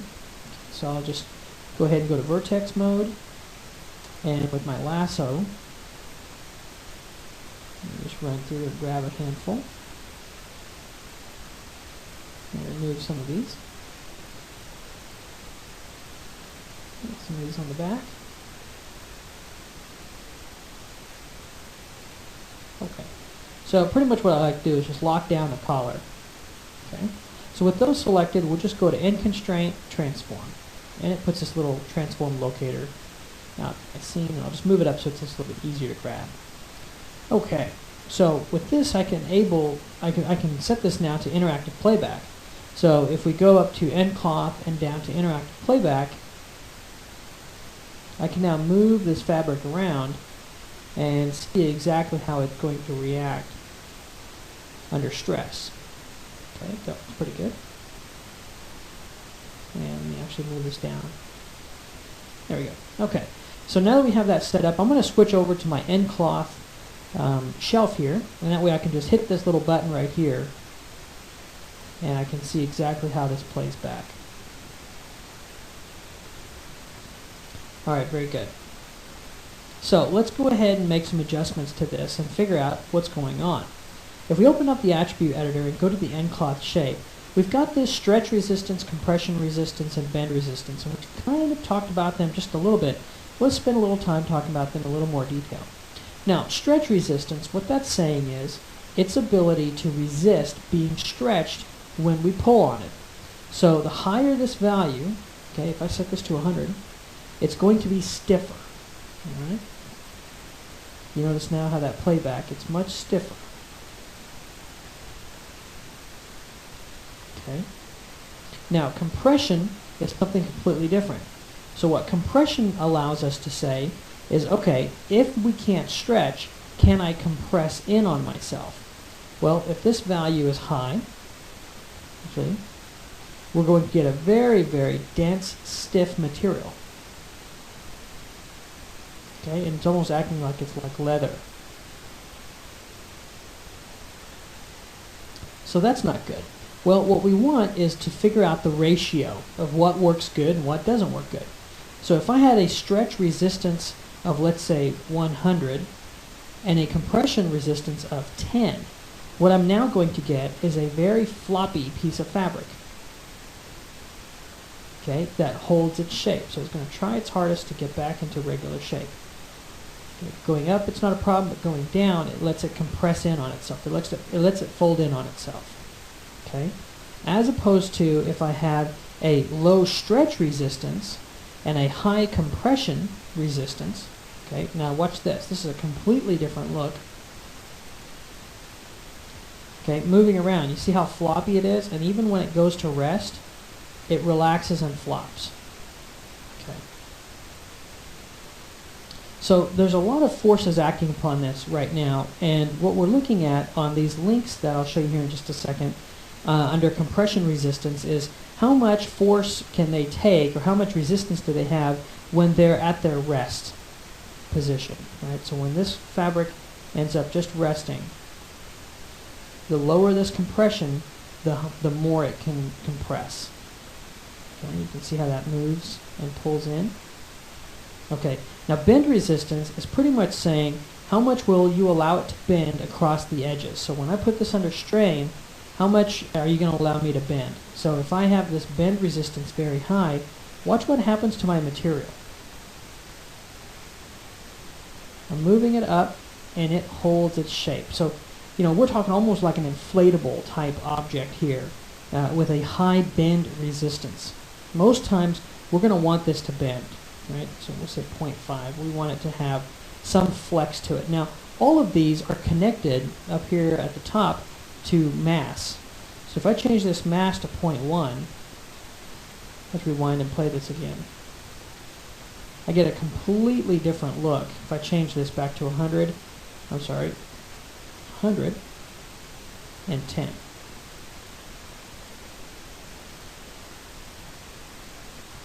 Okay, so if I was to, let me just stop and rewind this. Now changing that mass, we get a whole different look. Okay, so there's a couple of other options I want you to show you. If I set this up higher, this compression resistance and stretch resistance, and get a ratio of something like 100 to 90 or a ratio of 1, I'm going to get not only a very stiff material, but it's going to hold its shape. And depending on what your characters are doing, you may want that, you may not. It just depends on what the final goal is.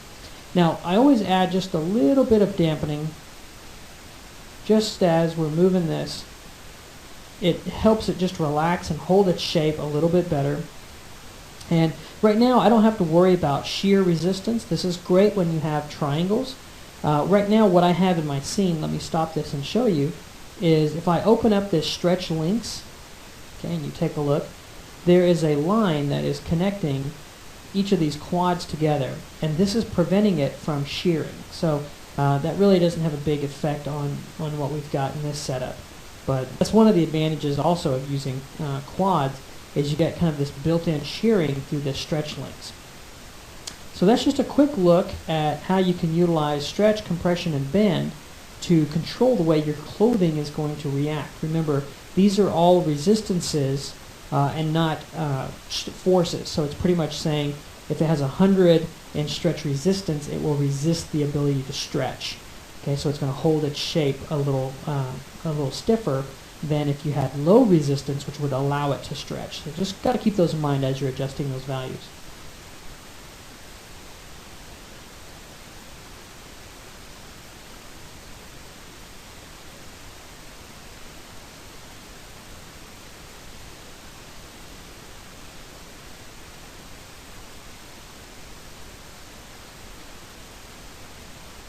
In this lesson, we're going to take a look at rigidity and deform resistance. And to do that, we're going to have to create our own sphere for testing purposes. Well, a lot of times when you go in and use a NURB sphere for testing things in nCloth, what you end up with is this point at the top that has all these connections coming in. And just like what we had with that little throw blanket on our couch, it could lead to a lot of problems later on in times of simulation, especially when you've got things dropping. So let's create our own sphere. We'll go up here to Create, Polygon, down to Platonic Solids, and we'll change this from a dodecahedron down to an icosahedron. There we go. And then with this object selected, I'm going to Shift, right-click, and choose Smooth. You can also go to Polygon, Edit Mesh, Polygon Mesh Smooth. Okay. And let's inflate this a little bit. So I'm just going to jump over to my animation menu, and we'll go to Create Deformers, Sculpt Deformer. That'll kind of bloat that out a little bit, and then we will go ahead and smooth this one more time. Okay, so with all that done, we'll just deselect, reselect, and choose Delete History, and call this my, we'll just call this my sphere. Okay.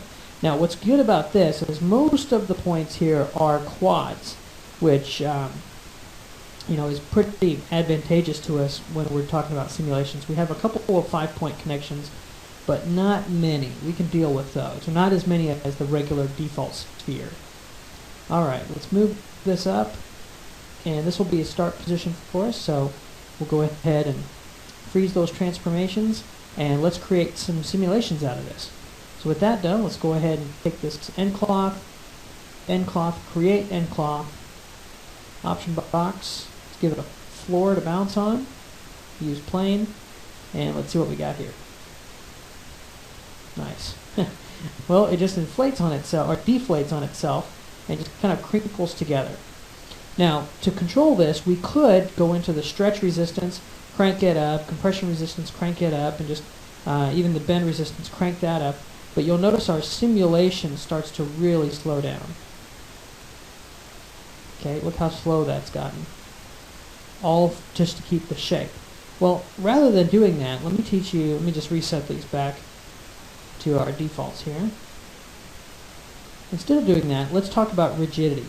Now if I set this, let's rewind this and play it one time. Okay. If I set rigidity to 1, watch what happens.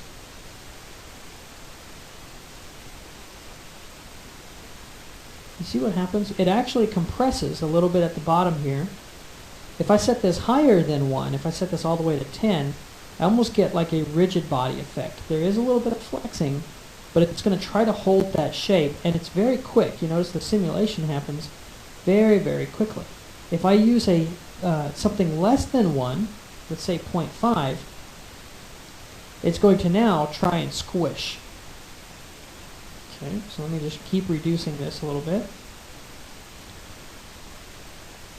And you can see here how it squishes out, and it's almost like this object is a flat ball.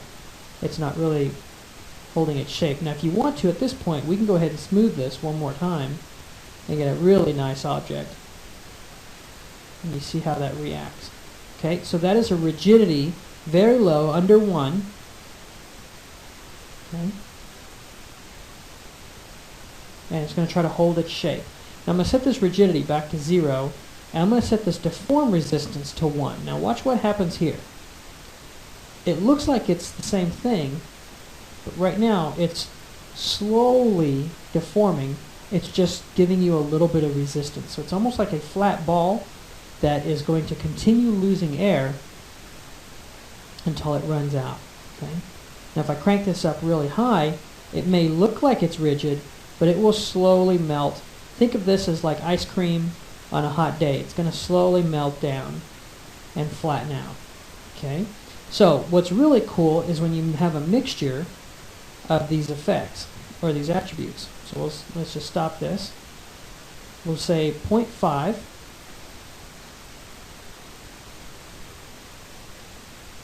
Nope, not letting me edit it. Well, we'll use a slider. So we'll say a rigidity of about 0.8, and then a deform resistance of 0.5. And you'll see we get a little bit of movement, and then it's slowly going to have a little bit of effect on that. You can see here how it's slowly moving. Now, if you want to control some of that, and control some of that shape, and soften it, you can just increase the dampening a little bit. There we go. So now it falls, sticks, and we lose a little bit of that jitter. So just a couple of really cool attributes to play with. Rigidity, again, holds that volume, makes it feel like it's a rigid body, okay? And then deform resistance just delays the effect, so it still can deform. It's just softening that and delaying that movement.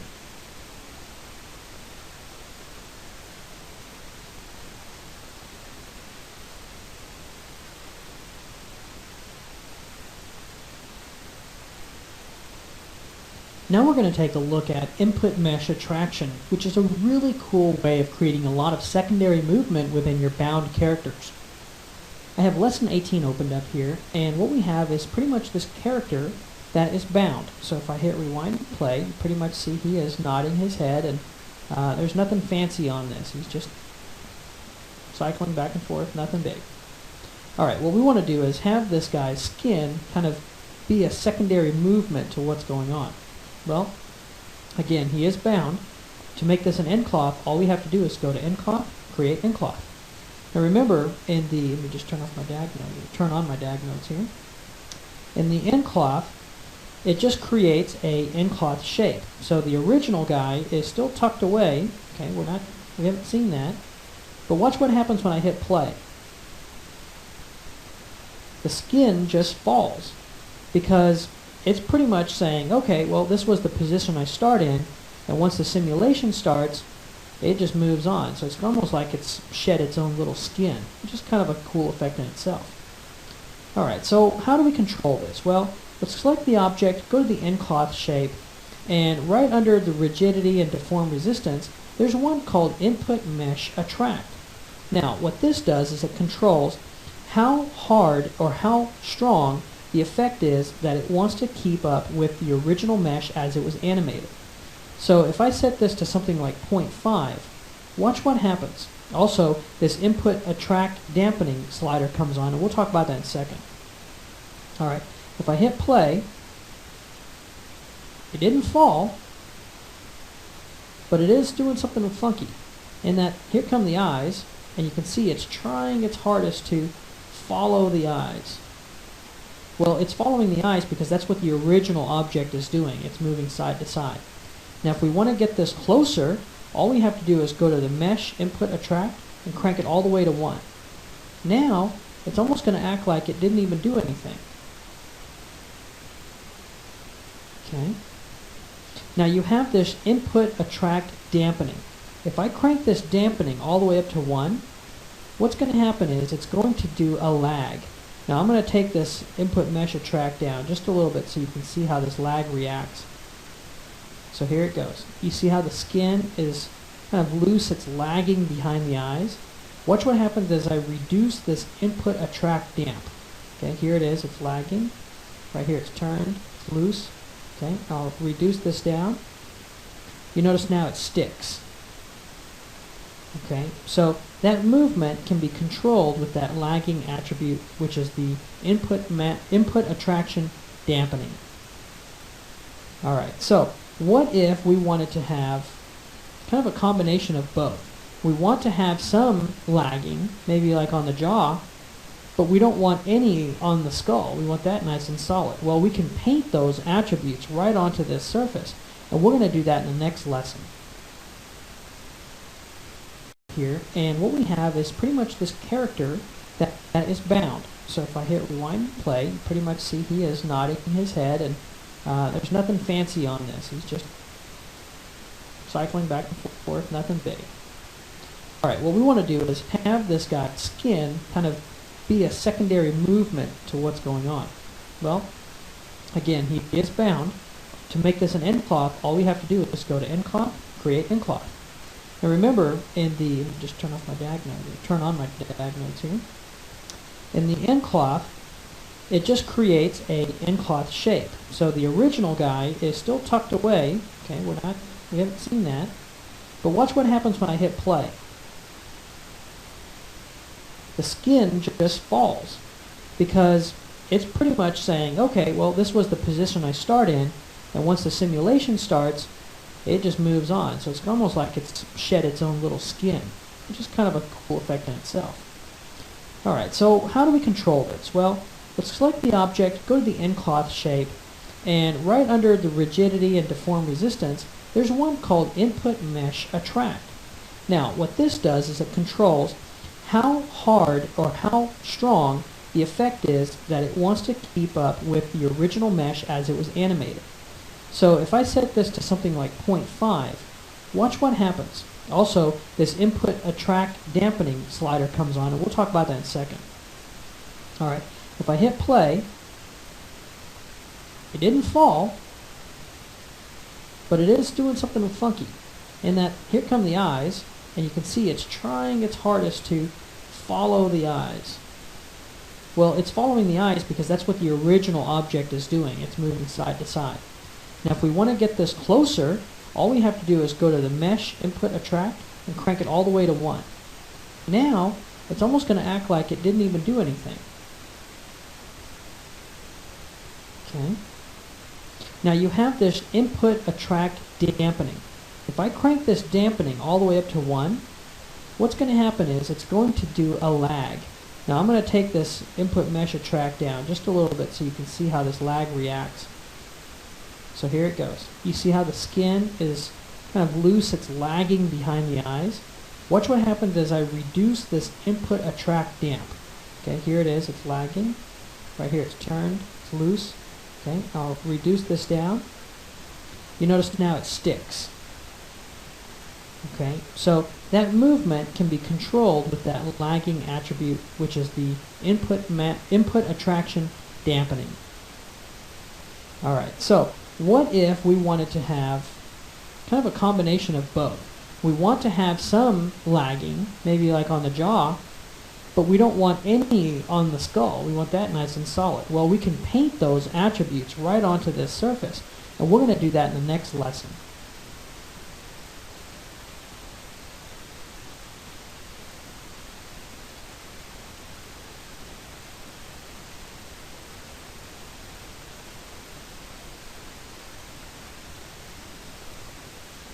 Oftentimes, to create these secondary movements in this end cloth system, you're going to want to localize it to your mesh.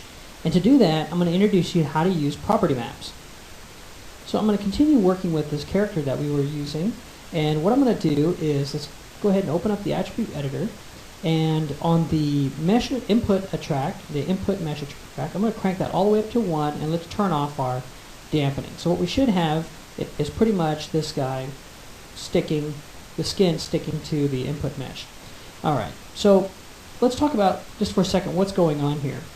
With this input mesh set to 1, what we're pretty much telling the system to do is stick to the actual input mesh, to make the end cloth stick to the input mesh. Well, when I go in and paint an attribute, what I'm going to be doing is multiplying this value. So if I paint with white, that's 1, I'm going to multiply this by 1, and I'm going to have pretty much 1 to 1. If I paint with medium gray, I'm going to be multiplying 0.5 with 1, and I'm going to get 0.5. And again, if I paint with black, I'm going to get 0 mesh attract. So if this is 0 mesh attract, this is what I get. The skin falls. Okay. So let me show you how to set this up. All you have to do is select the object. You go to Edit, End Cloth, and you have two different types of painted textures or painted properties that you can do. You can do either paint vertex or paint textures. Now, painting textures and painting vertex each has their own benefits and disadvantages. The benefits of using paint texture is that an actual texture file is generated on your hard drive. And that's really nice if you have multiple characters and they all have kind of the same UV layout and you want to utilize these maps over and over and over. What I like about the paint vertex properties is the fact that all of that data is locked down onto each of the vertexes, and it's easier to manage, and in my opinion it's a little bit quicker. So you can use all of these, the thickness and bounce and friction, we played with those earlier. You have a mass, stretch, and the stretch is also the compression that's built in there as well.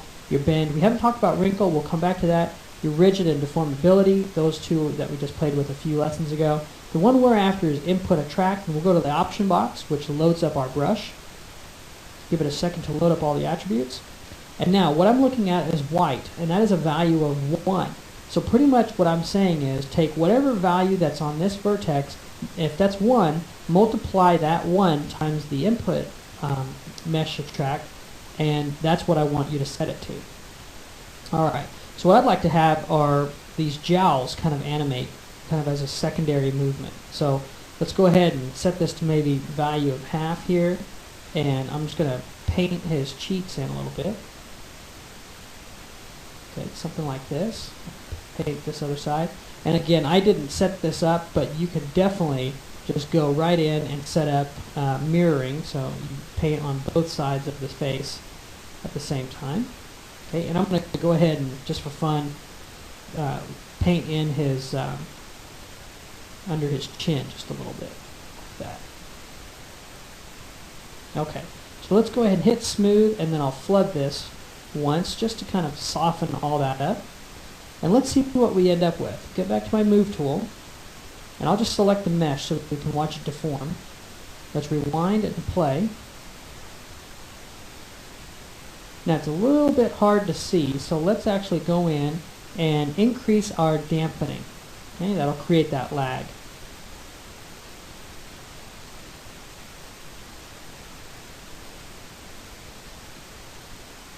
Very cool. It is very subtle, but you can definitely see that. Let me increase my dampening all the way. And if we want to, we can definitely go in and edit this. And you can see here we've got this natural wrinkling really without any work. Okay, you can see it right here along his laugh line. Let's see if we can get it show back up here. Actually, you know what I'll do? I'm going to smooth this once, and so we can get the light on here. So let me shift right click, I'll go to smooth.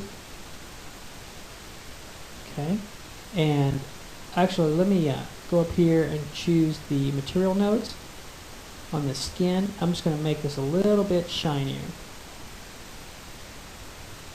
and that way you can see exactly what's going on. So here we go. You can see right here in the cheek. Now if we want to increase that strength, it's not a problem. We just select the surface, go back in, input attract, and let's crank this up a little bit just to see the playback.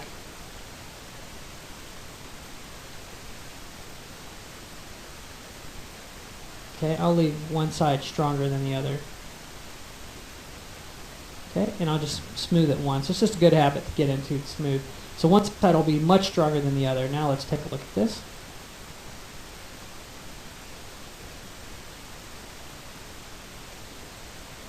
Let me just move over. There we go. So you can see that compression. So think about a character that has kind of a big gut, or is carrying something and his muscles are flexing. We can do a lot of cool effects, especially soft, subtle secondary effects. And what's awesome is, you can see here, I smooth that, so that's not a problem. When we hit render, we're going to get a pretty decent image. But also, you can put blend shapes on that input node, and it's going to filter right through, just like this animation is filtering right through. So it's a really cool way of working. Now, one of the ways to make sure that you've got this property map on here is if you go to the nCloth shape node and scroll down to dynamic property maps, open that up, you'll notice that the input attract map type is set to per vertex. So you can switch this from a different texture. If you want to use a texture, you can set it to none, or you can set it to per vertex, depending on whatever you want to do. Up here, you do have the ability to convert that vertex map over, convert texture to vertex. So if you wanted to, we could hit that, give it a second, it'll generate, get all of it's done, and now if I choose texture, you'll see it's automatically connected, and all of that will evaluate nicely. Okay, and if you want to look at that map, we just follow this link, and there is all that data right there. So again, it's different ways of working. I prefer, as well as Sunder here, prefers the vertex just because it's a little bit easier on the system and it's all put into the mesh itself. But again, if you had multiple characters, you might want to separate it out.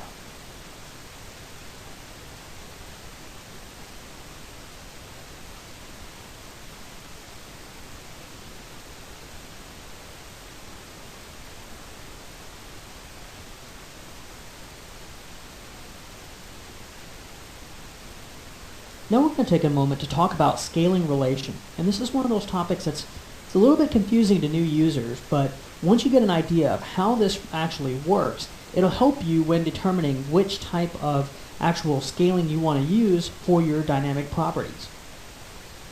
Okay, I've got lesson 20 opened up here, and I've got this shirt. And essentially what I want to do is make 3 copies here. So I'll just press Control D and move these over. Okay, and I'm going to have 3 sets here. Now, and we'll just go up here to nCloth, create nCloth.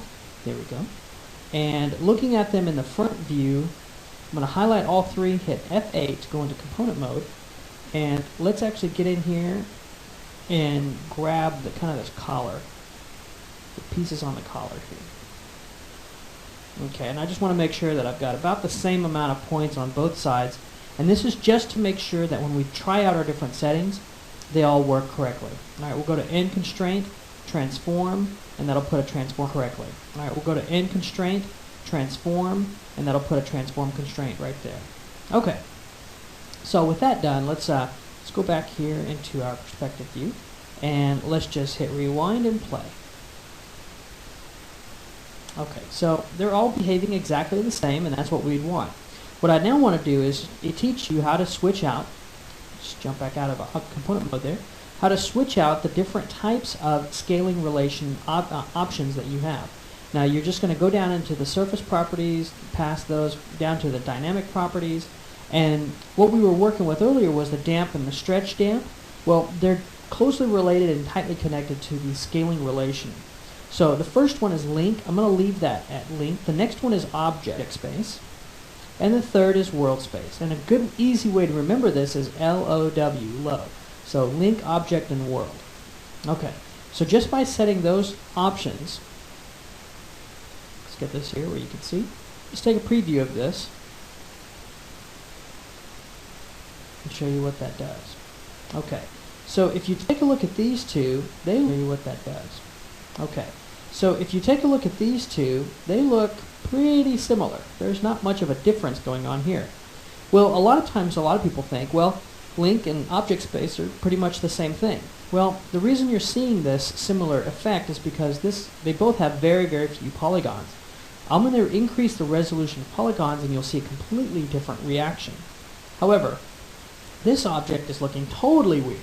And that's because it is set to world scaling with size as this whole object is the biggest consideration. So what this object is going to be looking for when it simulates is the scale. Okay. So let's make some adjustments here and see the difference. Alright, notice the two levels of geometry. They're duplicate, and I increase the subdivisions. So we'll just hit rewind. We want to look at the input mesh, so we'll just go to display input mesh, and there it is. Okay, and you can do a shift, right click, go down to smooth. There it is. And then all I have to do is go back to end clock, display current mesh. Okay. So just by changing the resolution on this, okay, adding more vertexes or control vertices to this object, okay, for when it simulates is the scale, okay. So let's make some adjustments here and see the difference. All right, notice the two levels of geometry. They're duplicates of each other, so obviously they're going to be the same. But watch what happens when I take the link and I increase the subdivisions. So we'll just hit rewind. We want to look at the input mesh, so we'll just go to display input mesh, and there it is. Okay, and you can do a shift, right click, go down to smooth. There it is.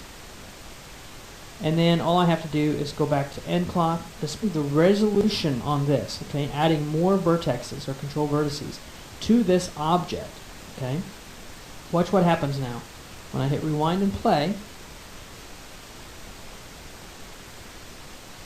I get a very springy, floppy object. Okay. However, that's the only thing that changed was the number of resolutions. Now, if I set this to object, watch what happens. Okay, so now this one and this one have the same setting. Okay, but one has more resolution. Watch what happens. I get almost an identical result. Okay, so one thing to remind yourself and keep in mind is the object scaling relation, object space, is going to give you a very similar result regardless of how many CVs there are there, okay? Because the actual dynamic properties that we have set right here are going to affect this object, not the actual individual CVs that you have on the link, okay? So it doesn't matter about how dense the surface is. And we can see a huge difference here in density. Okay. Now, let me set this one right here to world space. And this one is world space. But watch what happens. When I go up here to end cloth, display input mesh, okay, and I scale this object. Okay, so this object is actually bigger now. Right, we'll go back to end cloth, display current mesh. There we go. Watch what happens. What it's going to look at now is its actual scale. Okay? It doesn't matter how dense it is, but look how floppy that is because of the size of this object. Okay? So compared to this object, you can see really the sleeves gives it away, the angle of the sleeves there, on how floppy that is. Now remind you, all of this settings are basic. The damp stretching, all of these are default basic settings. We haven't adjusted any of those, but when you do get in there and start adjusting those, these three scale options are going to be very, very important. Now, one thing to keep in mind, if you go to any of your presets over here and choose any of these, you're going to notice that they all use the object space because it doesn't really know the size of your object, nor does it know the density, if that's the correct density of vertices. So, you know, it's one of those things, you can kind of look at this as a great way to just get started on your object. Start with object, and if you want to go to link, it's going to be a little bit quicker, but again, it totally depends on how dense your object is. And if you have various sizes of objects, you can set this to world space, and it should act in a behavioral matter, kind of a controllable behavior, I guess. So those are just the quick overviews of link, object space, and world space as far as the scaling relation goes and how those are all different. Just remember, link is totally dependent on the number of vertices. The object is irregardless, okay, it's going to have the same effect on the entire object. And then the world object space, or the world space, is completely dependent on the scale of the object. So hopefully that gives you a good insight into how this works and all the different things that you can do on your end cloth objects when it comes to your dynamic properties.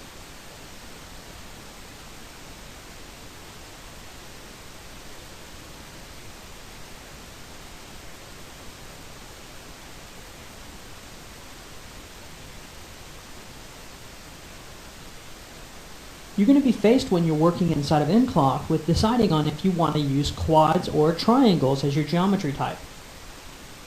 Each one has advantages and disadvantages. So I've got two shirts here. One is all quads, as you can see here, and the other one is all triangles. Now, when we create our springs or links, what's going to happen is it's going to generate a link for every edge that we have. But in quads, there's one more thing that's a little bit special that happens. So let's take a look at this. With both of them selected, I'm just going to go up here to end cloth, create end cloth. We'll open up our options here, and under nucleus, I'm just going to add a floor. Okay. So I want to hit rewind and play. Just want to make sure they crunch into the floor. There we go. Okay. So let's take a look at this. If you want to see the actual links that are generated, all you have to do is go all the way up to the top, and where it says solver display off, change this to stretch links. Now, when you create this, you're going to notice that there's something unique that happens here. So let's start with the triangles. Notice the edges. Okay, I'll go up here to stretch links and deselect. And you notice that pretty much wherever we have an edge, we have a stretch link.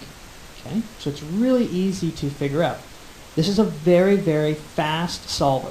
Okay, just because if you're using triangles, there's going to be very little for it to have to solve. It's going to have the least common denominator, I guess. Now, although it is going to solve quickly, it may not be the best result. And that's because if you take a look at quads, there's something unique. Not only do we have links for every edge of this quad, you notice right here, okay, there's the links, but between those quads, it actually creates two more links. Now these are called cross links. And you can actually turn those on and off, depending on if you need them or not. And I'll show you how to do that here in just a second. So let's take a look at some of the differences here. If I take this one with triangles, and we'll just go to the top of our end cloth shape node and hit enable, so I'll turn that off. Okay. I want you to watch my frames per second right here. So about 7.5 frames per second. Now I'll disable it and re-enable our t-shirt made of triangles, and now watch what happens. Averaging about 9.5, 10 frames per second. So for those extra 2 frames every second that it can calculate, what do we get? Well, we're able to get a faster result that we can always go back and rework. But here's an option. We can take our object here that's quads, scroll down, and under quality settings, scroll down, you'll see one where it says add crosslinks. Now we can turn that off. Okay, let's rewind this. There we go. Just to refresh. And now you notice all of the crosslinks are gone, and we're left with just where the edges were. Now what's gonna be the advantage of this? Well, let me re-enable this, turn off our tries. You'll notice that our frame rate is really fast, but our quality isn't as good. So what's going to happen, the reason we need those crosslinks is it's helping keep the shape of this quad. It's going to hold the integrity of this shape. And when you don't have those, these can fold. And so that's what we're getting a folding effect. So let's take a look at both of these side by side. You get a chance to see how those are reacted. Okay, so you can see here how those faces now have sheared. Here's a good example of that. Okay, you can see those two. Alright, now let me show it to you with our cross links put back in.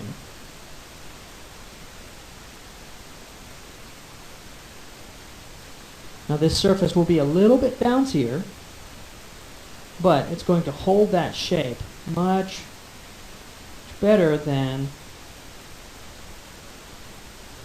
this one over here. Okay.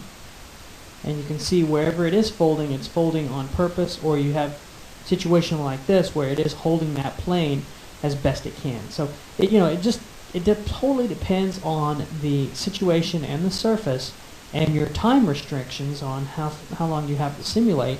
However, you can see here that there are huge differences in triangles or quads, and I think it's just really important that you have a chance to look at this up front before you have to commit to any type of surface type for simulation. Just gives you a couple of options before you commit.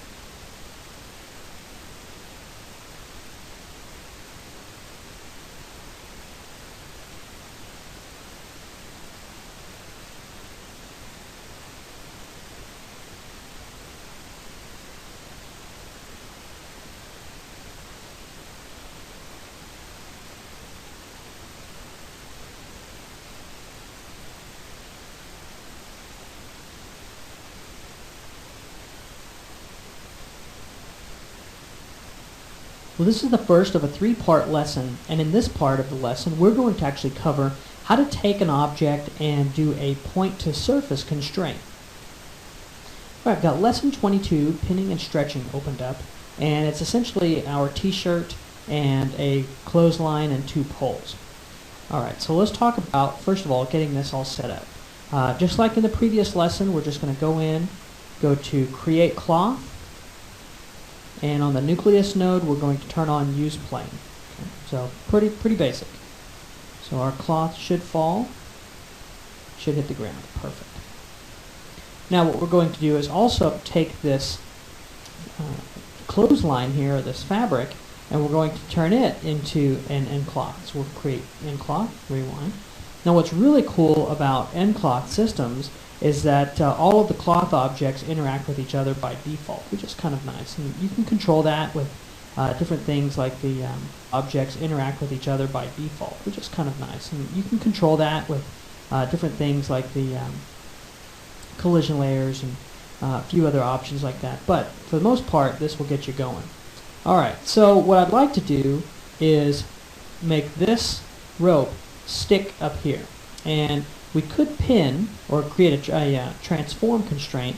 The only problem with that is if I move these out, I'm going to have a problem with that constraint. So let me show you a different option or a different way of doing this. Go into wireframe mode here, okay, and I'll just select the end two vertices here, vertices that are inside here, and we'll shift select this object. And the constraint that we're going to use is point to surface. Now what this does, and then connects them to the surface at the closest edge possible. So it just goes through and it just connects them right over. Okay, let's go ahead and shade that, rewind and play, and you'll see how it sticks there. And then falls, which is cool. Okay, so let's go ahead and get the other side nailed down.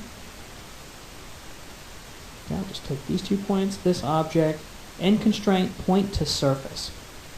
Okay, so now let's take a look at what we have here. If I hit play,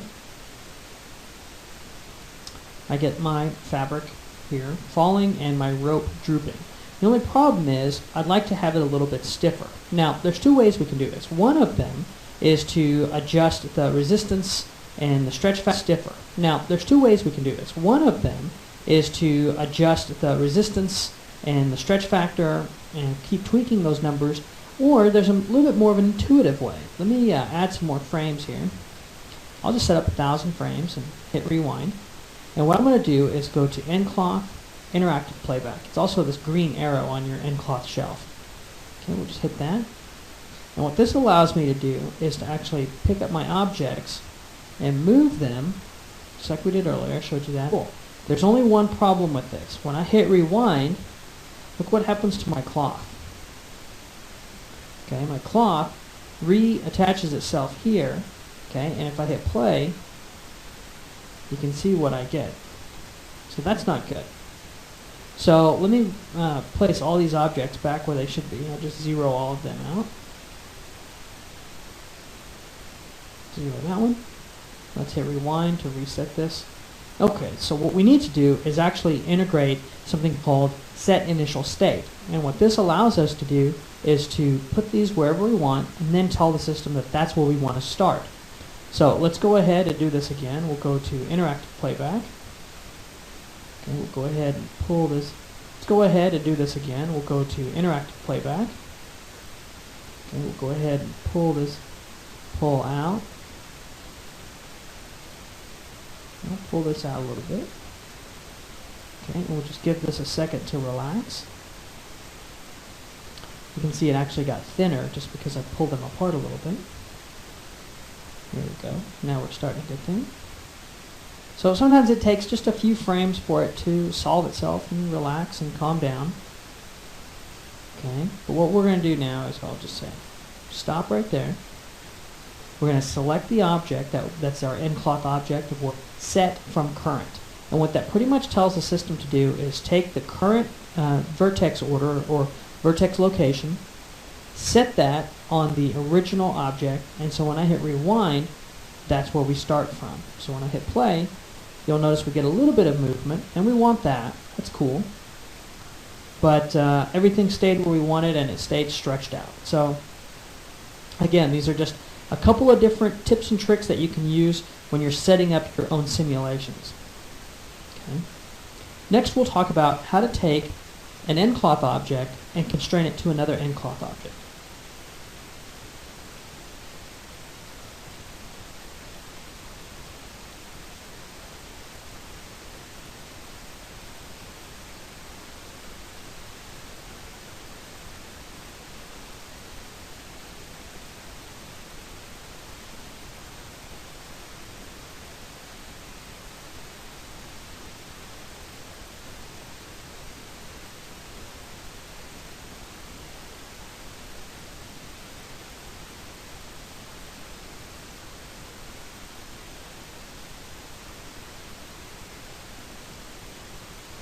Part 2 of this lesson is going to be pretty much concentrated on the process of creating end cloth collisions with each other, as well as some of the other kind of pitfalls that you're going to want to be careful of, including those that are associated with our scaling issues.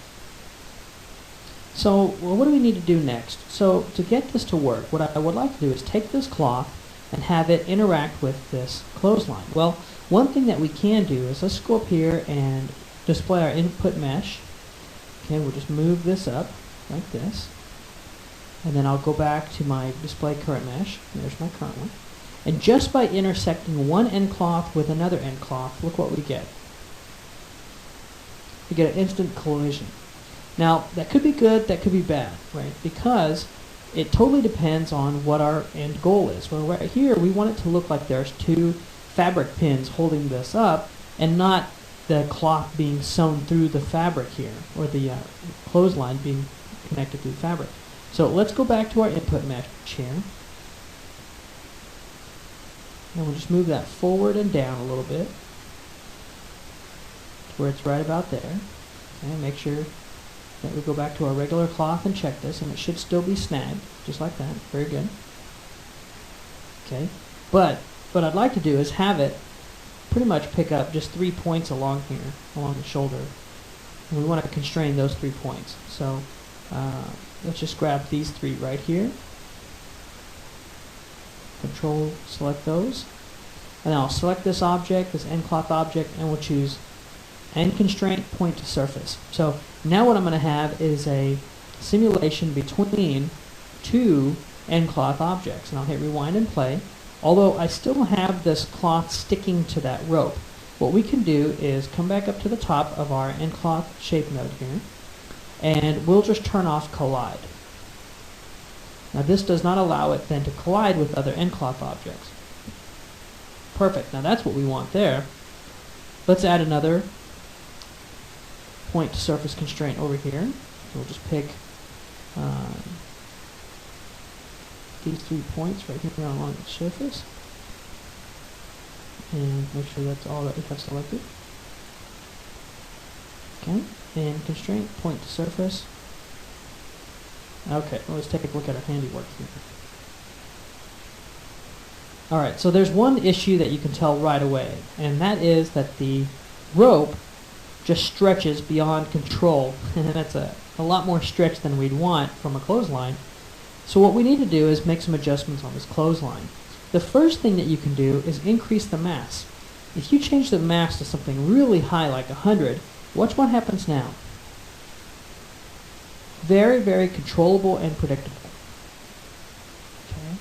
However, there's a couple things that are kind of issues with this. First of all, that mass setting that high, it just doesn't seem right. So let's set this back down to something manageable like 10. We still have a lot of flex, and that's okay. But we can control some of that flex through some of the other dynamic properties. So coming down to our stretch resistance, let's multiply all these by 10. So this would be 200, this would be 100, and this will be 1.0. Okay. Now, when I hit rewind and play, you notice that that makes it extremely stiff, and that's because our scale. Let's take a look at that. Remember in the earlier lesson we talked about our scale? So because of this, down to our scale attributes, we are looking at a meter scale, and that would make this t-shirt the size of a small car. That doesn't make sense. So let's set this back down to decimeter, 0.1. Now when I do that, my rope is going to look okay, but my fabric is not.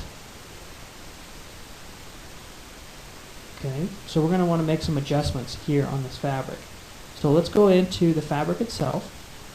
Let's rewind. And let's multiply this by 5. So we'll say stretch resistance of 100, and that would be 50, and this would be 0.5. Okay, and my mass is still 1. I may need to adjust that a little bit. We might take that to something like 5.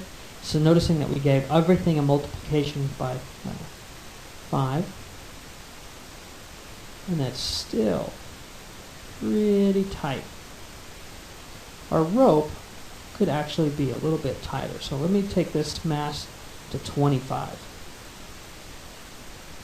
So the only thing that you have to be aware of while working inside of endcloth is that all of these different settings connect with each other, right? So adjusting one kind of throws off some of the others, and that's okay. That's part of the process of getting where you want and what you want it to look like.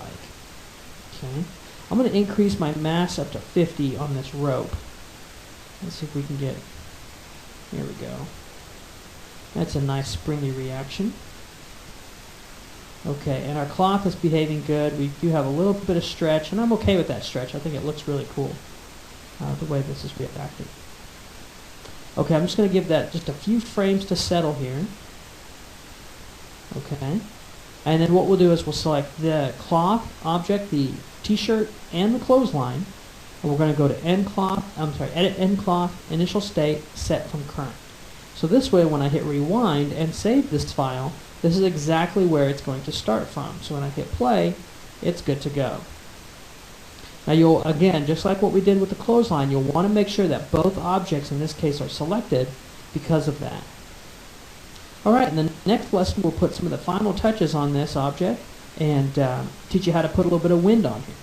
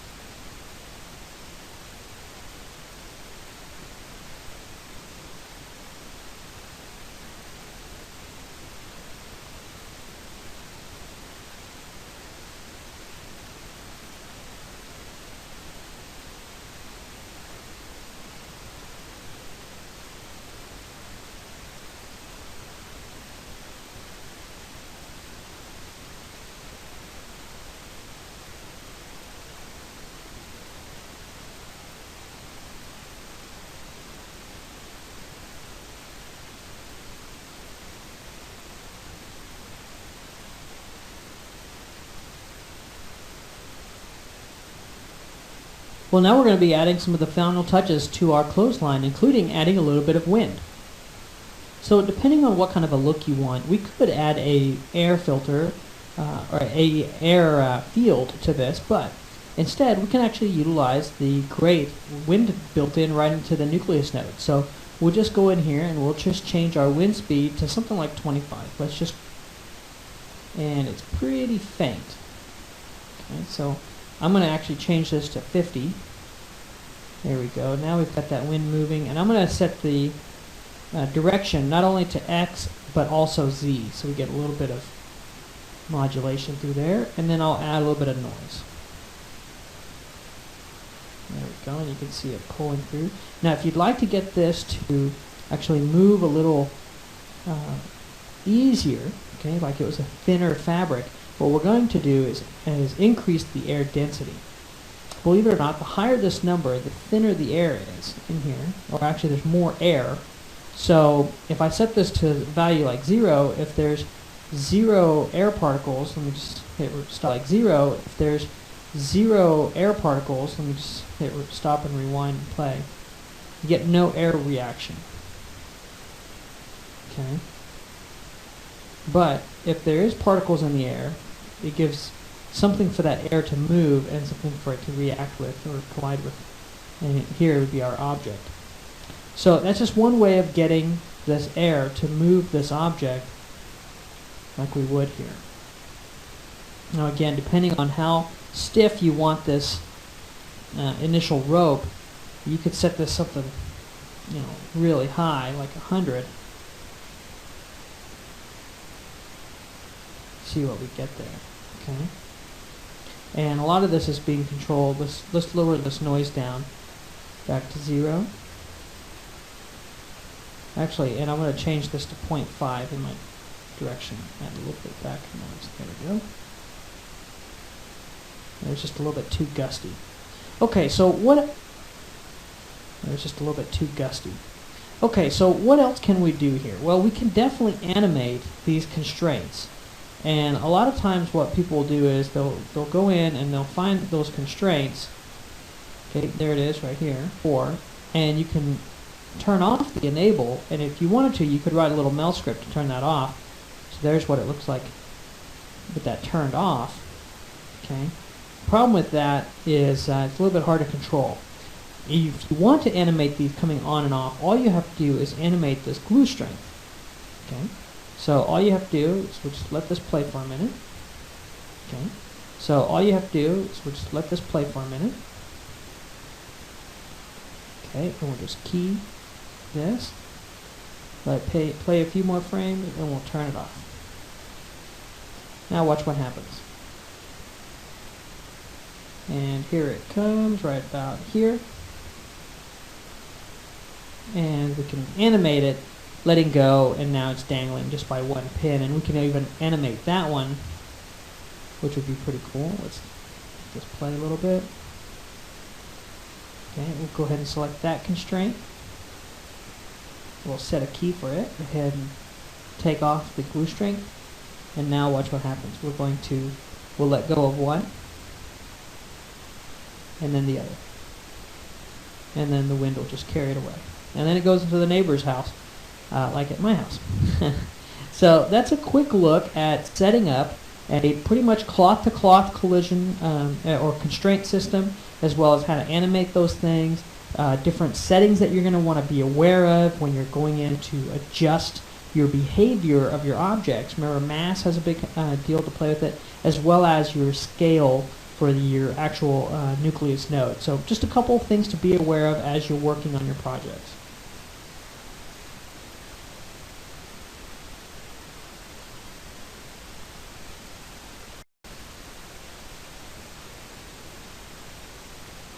In the previous lessons, we talked about how to set up the initial state, but a really, really important option that I want you to be aware of is the rest shape and rest length.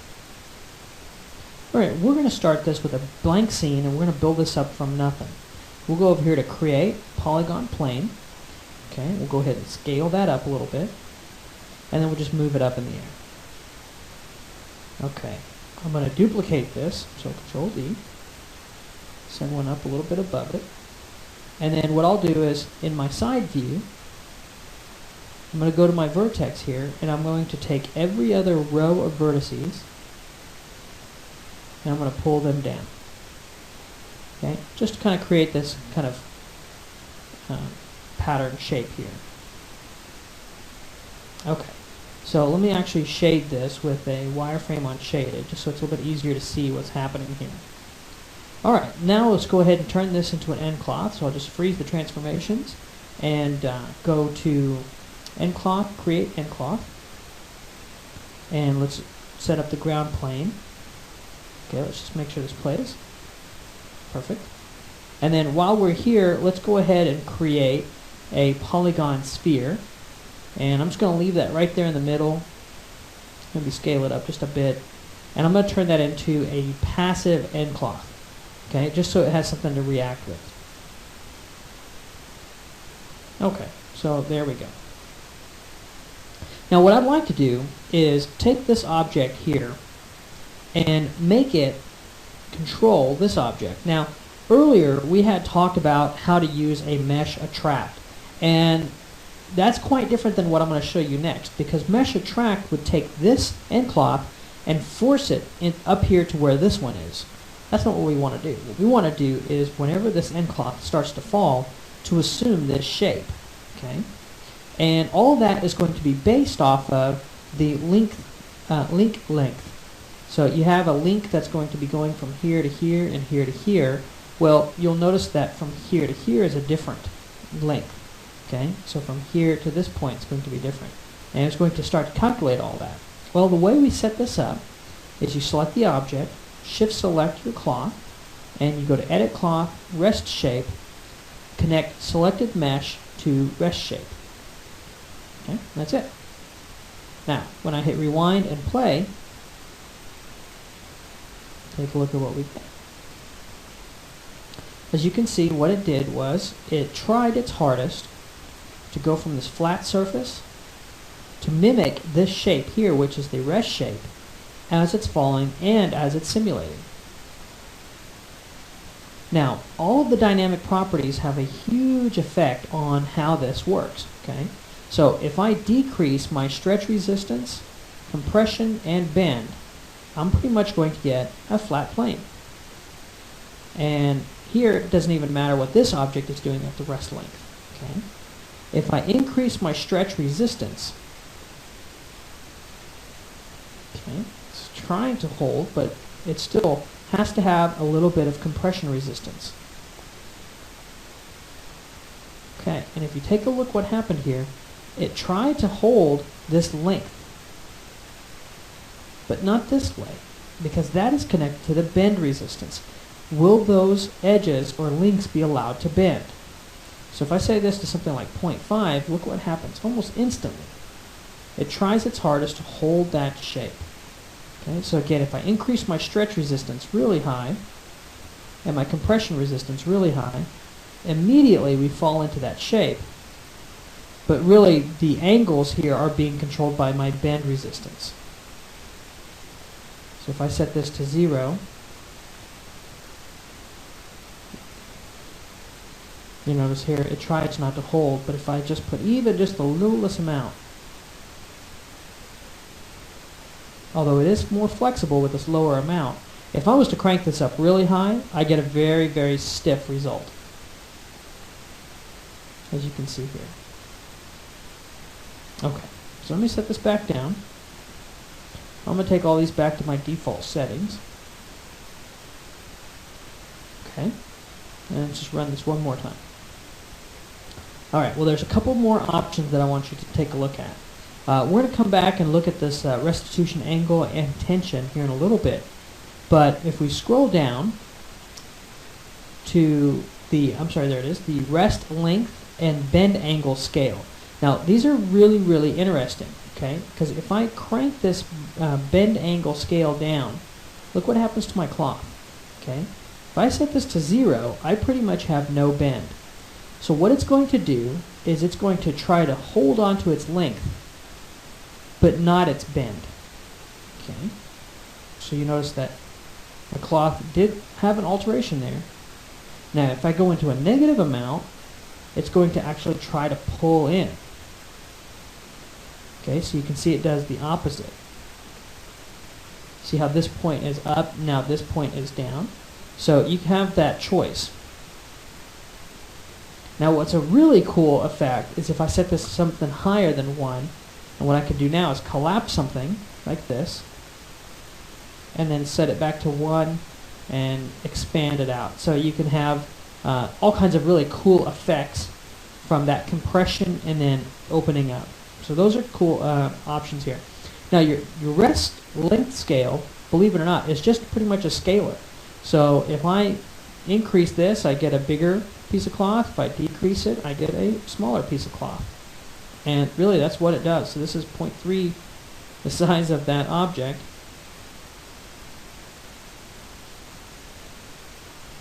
Okay, or if you wanted it really big, let's say 3 times the size of our object, which it's too much for that. Let's try taking this down to 2. It's still pretty high. What we would need to do is go ahead and increase our sub-steps. So we just increase this to 6 and 8. Let's just see if that, there we go. A little bit more data. We'll go ahead and we'll double them all again. So we'll just set this to 12. Okay, so now we should be able to take our rest scale to 3. Okay, we should have enough data now. As it tries to figure out that shape, as you can see there, and there it goes. So some great options there. Again, this is not like mesh attract. Mesh attract would force this end cloth here up to this shape. Okay, so that's not the same. We're actually talking about as it's simulating, holding down a different shape and being kind of a different object, which is really cool in itself. You can create some neat looks with this, and to help force it into a certain shape.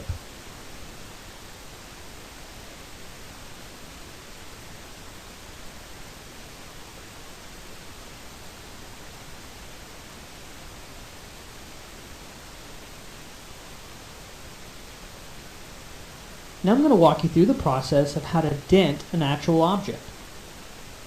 Alright, I've got number 26 denting opened up here, and what we're going to do is take this wrench, okay, this metal wrench, and we're going to smash it into this box. As you can see here from this animation, that we just go in and smash into the box and then pull out. So there's a couple of things that we want to observe. First of all, as we're playing this animation back, once I turn this into an end cloth system, it's going to run really slow. Okay, and I won't be able to scrub the timeline. So let's find out right before it makes contact what frame that is. Looks like it's frame 7. Okay, and then we're going to impact and then recoil back. Alright, so what I'd like to do is have this dent this actual object. So let's set this up. We can take this object down here. We'll turn that into a passive end cloth, turn that into an end rigid object. We'll take this object and we'll turn that into an end cloth. Okay. Without adjusting any of the settings here, let's go ahead and hit play. Notice again how I told you it's going really slow. So as we're working here, we don't want that to affect, because what's happening is it's actually falling just like a piece of cloth, and we don't want that to happen. We want to kind of hold its shape. So let's go into our nucleus node here, and we'll set our start frame to 7. Okay, now let's rewind and play. Alright, we hold the shape, and we get this crushing effect of this liquid, what looks like a liquid wrench. Okay, and that's not what we want. That's not good. So actually, let's set this to frame 8, since that's when it's already made contact with this object. And what we'll do is we'll tell the system, okay, we want you to adjust this restitution angle. And what this is going to say, may talk about this before we move on, restitution angle and the restitution tension is pretty much when this object goes into, or this edge hits a different degree than what's right here, then do not go back to the original state. Essentially, keep the shape that you're at. So I'm going to set this to 30 and down to 10. I'm sorry, down to 100. So what we're done is pretty much just taking it down by a tenth. Okay, we crush. Now it needs to go back to the original shape. Okay, and to get this back onto the original shape, what we want to do is adjust this input mesh attract. Okay, so we're going to animate that. So we're going to come in, hit, we crush. Okay, around frame 10, we're going to take the input mesh attract and we're going to set a keyframe. And we're going to go 2 more frames to frame 12. Set this to 1, and we'll set a key. Now the only problem with that is we're going to lose our dent. So we dent, and we go back to our shape, and it magically heals because we're trying to keep this mesh input shape 100% solid. Okay. So what we need to do is add 1 more keyframe in here of it going back to 0. Alright, so here's our keyframes. Here we've got 8, 10, 12. Let's rewind this. Play. Hits. Dents. Comes back up. And heals. Again, we don't want that healing. But we did turn off the shape. So what can we adjust here? Let's actually go back in here and double check our settings here. Nope, we don't have a keyframe for that. Let me go ahead and add that keyframe again. Sometimes it'll do that. We'll set this to 0. Set a key. Okay, and we'll right click and just double check. Yes, we got that. And I'll set this to turn off around frame 16. Okay, so frame 16, we're going to set this back to 0. Alright, let's try this one more time. We hit, we bend, we dent, we lift back up, and we got kind of a worse effect now. What's going on? Well, there's an option here that we need to adjust, and that's the deform resistance. And what we're going to do is crank this up really high, something like 20. Now watch what happens when I crank this up. This is a great option to really hold shapes together and to kind of make it almost like it's made of a stiffer plastic. So here you can see we now have our shape, we now have our dent, and the simulation is now going to continue on like a normal in-cloth simulation would happen. So, you know, it's a great way of kind of a quick little recipe on how you can dent an object and then hold that dent in shape without letting the actual object kind of become a mess. So again, just a great little recipe on how to solve a problem when you run into things like you want to dent or have objects that bend and fold but do not lose their shape.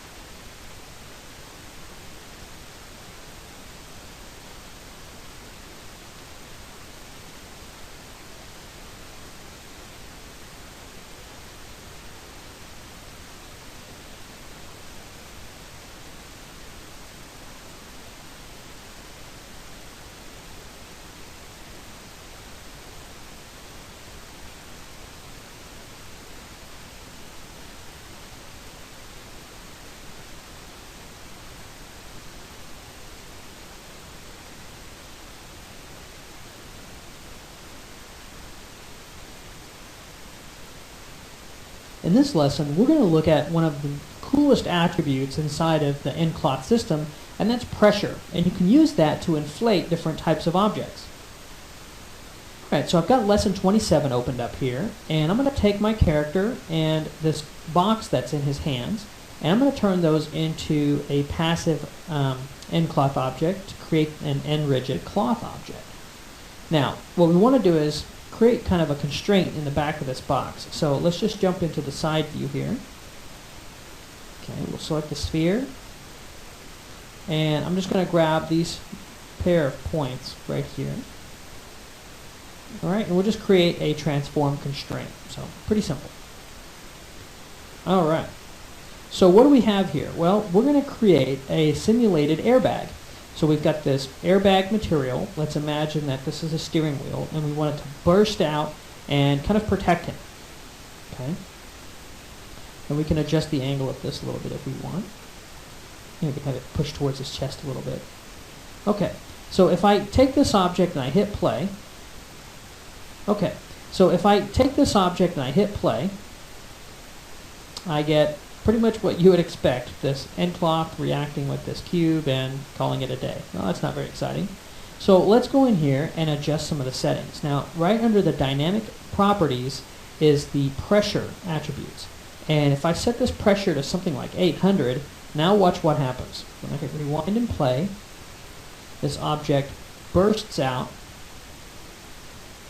and is going to protect my guy here. Okay, let's set it up a little bit higher to 1,000.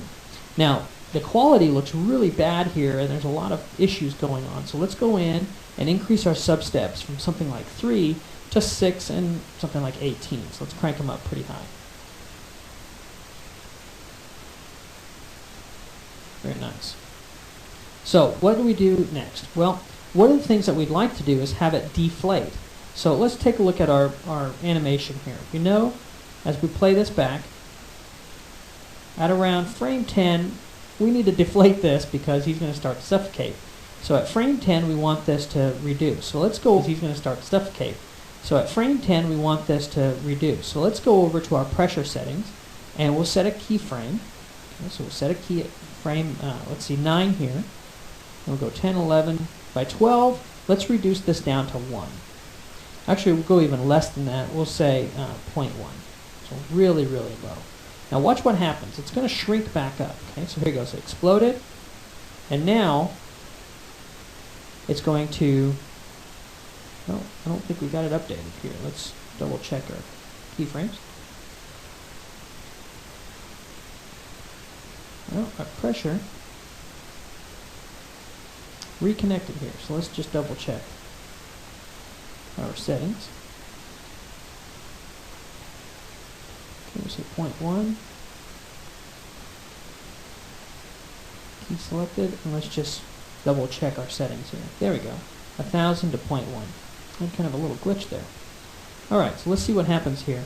What we should get is this reaction where it shrinks back up into the box. And that doesn't look very good into the box. And that doesn't look very good actually. So how do we get this to hold a little bit more volume? What we're going to do is take advantage of rest length that we talked about earlier in a previous lesson. So we'll play this back. We know that around frame 10 is where we start to deflate. Okay, so we'll select this object and we'll go up to the rest length scale and we'll set a keyframe. And then we'll go forward one more frame and we'll set the rest length to something like 3. Let's just see if that does it for us. Okay, so we'll hit rewind, play. So we explode, airbag comes out, protects our guy. And there it droops. So 3 looks like it's a little bit high. Let's go in here and set this to something like, and set the actual settings of this, the quality, a little bit higher. So we might want to increase the max iterations as well as increase our substeps. So we might take this to 12 and 32 just to get a little bit of a higher quality. It will take it a little bit longer. Okay, and here comes my deflation. Perfect. Okay, nice. So you get the idea. It's a really amazing system. I think it's one of the coolest attributes in the whole system. And the ability to inflate and deflate objects, you got all kinds of examples that you could use. I just thought it would be cool to use kind of an airbag example. Obviously, you could make little doors and build out the steering wheel and have all this inside the steering column and then have it explode out as it's being fired off. And of course, you can increase the smoothness of the input mesh to get a much finer result. Again, it will take a little longer to solve, but you get the idea on how to use the pressure settings.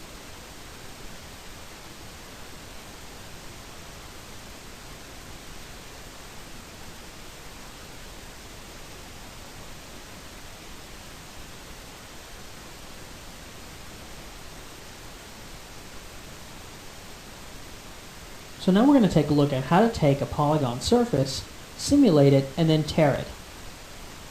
Now we're going to start off with a blank scene here. So let's just go in here and create a polygon, and we're going to choose a polygon plane. Go ahead and scale it up, and I'm going to move it up in the air. Okay? And I can go ahead and turn off my grid. There's no need for it right now. And what I'd like to do is go ahead and scale it in, so we end up with just this strip. And let's take a look at some of the settings here. So our width, we're going to set this to 16, but our height, we only need 1. Actually, we'll go the other way. We'll go 1 on our width and 16. There we go. And you know the drill. We'll go ahead and freeze transformations and delete by type history. Get rid of all that information. Alright, all we'll now do is go up here to end cloth, and we'll create an end cloth. There we go. So to keep this from falling and falling and falling and falling, what we'll do is we'll go ahead and select a couple of vertices here. We'll select these two, and we'll just go to Constraint, Transform. So we're just going to pin that right there. And we'll just go to Constraint, Transform. So we're just going to pin that right there. Alright, we'll hit play. And there we go. So nothing real fancy here.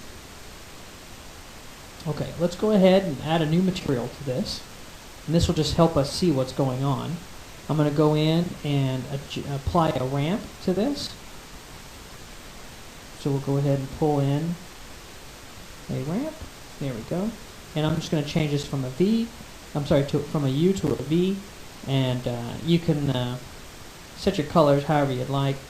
I'll do something patriotic here for the U.S. market. Alright, let's just reset this here to something like this. Alright. So you can see as this dangles, it dangles as one strip. What we'll do is we'll go in. Just get this where you can see it here. I'm going to select the vertices, this bottom row, just like this. And then I'm going to go up to End Constraint, Tearable Surface. Now what that does is actually goes through End Constraint, Tearable Surface. Now what that does is actually goes through and gets each pair of vertices torn, and it's also torn or separated those vertices in the input mesh. Okay, so if I hit rewind and play, now you're saying, okay, we applied this, but I don't see anything. Nothing really happened. Well, to make sure that this all works, what you need to do is go into that constraint node, and we're going to find the glue strength, and we're going to set this to 0. Now watch what happens. Now we actually have a surface that's a little more wobbly and that looks good. Okay, so if we were to render this, there's our placard. Now we can have a lot of fun with this, right? So on this object, on that Lambert node, we could go into transparency, and I'll teach you a little trick here on how to make a triangle to change this into a radial. Okay, it's hard to see here, but here is a triangle right here. And we'll set this interpolation to none. So here is the first part of the triangle. Okay, the green is the second part. And all we now need to do is set the appropriate colors. So we want this to be white and black. And there's our triangle. Okay, it's to be white and black. And there's our triangle. Okay, and right now if I hit render, it's not going to be enough. I just have 1. We actually need 16 of these. So I'll just go down to my repeats, set this to 16. Just make sure I got that in the right one there. Oops, wrong one. That's going to be 1, and this is going to be 16. So the V is going to be 16. And there we go. It looks like I need to rotate this as well, and we can make that adjustment. Let's see.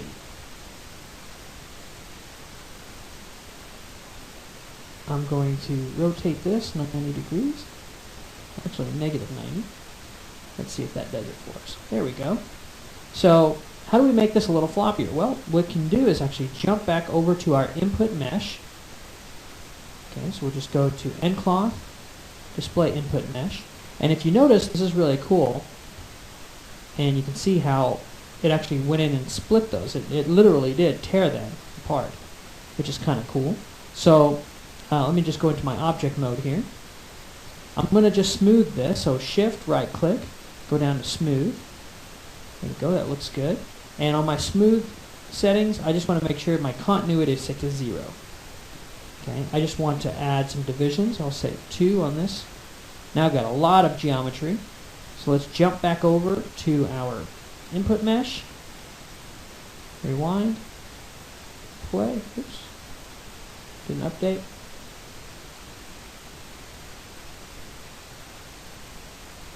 Well, let's try to get display. I'm sorry, current mesh. There we go. So let's see what we get here.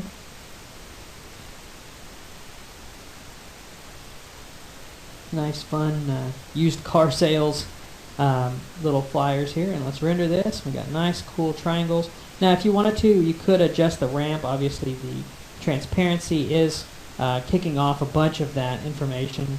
So if you wanted to, you could adjust this and choke this in quite a bit. So depending on what you're trying to get, you can get this tightened up. But you can see here, very, very quickly, we created one of these placards. And one of the examples that we had that Sunder changed, but was a great example by any means, was one of those things where you cut out little people out of paper and they're holding hands. So you could have the top part connected or disconnected, these parts connected, and this part disconnected. So you can see here it can create some really neat effects without a lot of work on your part, just by using some of the settings available to you in nCloth.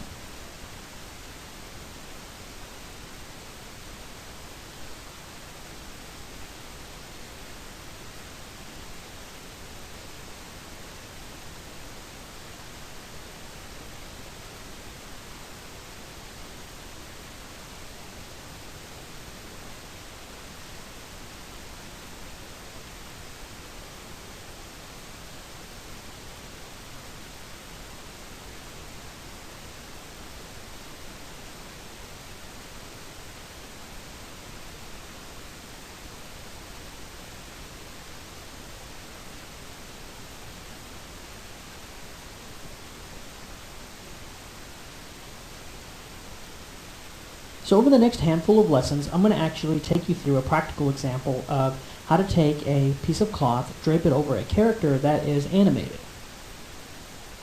So I've got Lesson 28, Cape Part 1, Setting the Scale, opened up here. And if we take a look, let's kind of analyze our scene here of what we've got. We've got the werewolf character from our werewolf modeling series, and we've got him rigged and animated here. So we've got about 30 frames of nothing. Okay, so he just kind of gets into his rest pose, and then he takes a step forward, and he howls with a little shake. Okay, and it goes for about 130 frames. So I'm just going to trim this down to 130.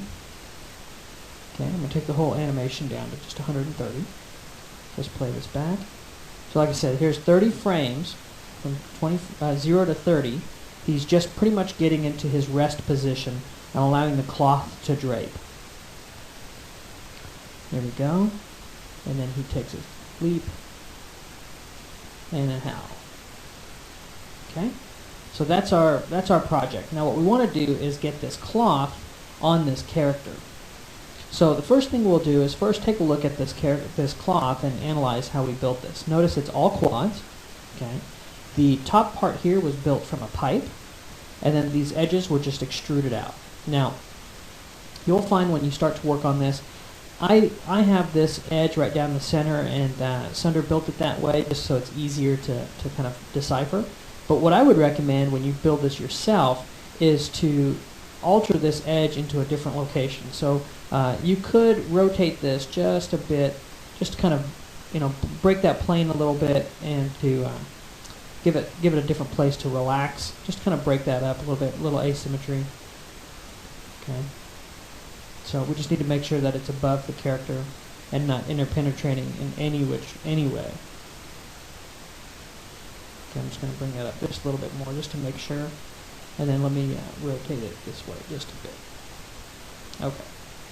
Again, I'm going to freeze those transformations, so modify freeze transformations. And let's take a look, make sure there's no transform stuff here, or I'm sorry, no shape node stuff. So we're ready to turn this into a cloth node. So we'll just go up here to create cloth. And we'll hit rewind and play. Now you notice that our cloth is falling ever so slowly. And that is because the cloth is on a totally wrong scale here. And a lot of projects that we've used so far had a pretty good scale. Everything was built around a decimeter scale, so it was easy to figure out what we had going on. Let's go into our front view here. And you can see here our scale is completely unique. So a good way to figure out how tall our object should be, or what our scale setting should be, is to find out first how big this character is. Okay, so what we'll do is we'll use the create measure tool here, and we'll use the distance tool, and we'll start on his head, and we'll go down to the bottom of his feet. Okay, and that looks like about 230. It's kind of difficult to see. Let's see if we can get this a little bit easier. There it is. So about 230, I would say. So he is 230 Maya units. What we would like to have is have him 2 meters tall. Okay, so the best way to figure out what that new number should be for our scale is to say, okay, 2 meters, 2.0, divided by 230 equals, okay, we have 0.0086. So I'm going to say 0.008, or we could say 0.009. So it's going to be a little bit taller, so let's just throw these guys away. We don't need them. Let's go into our attribute editor. Let's go into the nucleus node here, and on our space scale, we're going to say 0.0086. Okay. So it rounded it to 0.009. Now let's play this back, and you see our fabric falls exactly like it should. Okay, the scale is nice. Now if you need to tweak it or adjust it, let's see what it looks like with 0.9. I'm sorry, 0.8. Okay, I like the speed of that. It's a little quicker to solve. I may leave it at that just so as we're working it's a little bit easier to work with and won't take as long to go through, but that gives you a great idea of how all these pieces will work. Okay, so that scale is really important. Now while we're here, let's go ahead and turn on the floor. So let me scroll up here, use plane. Now the only problem with this is when I hit rewind and play and this cape falls, it's going to fall, but it's going to fall way up here because that's where my grid line is. Okay, so let's go ahead and alter that. Let's go to the side view here.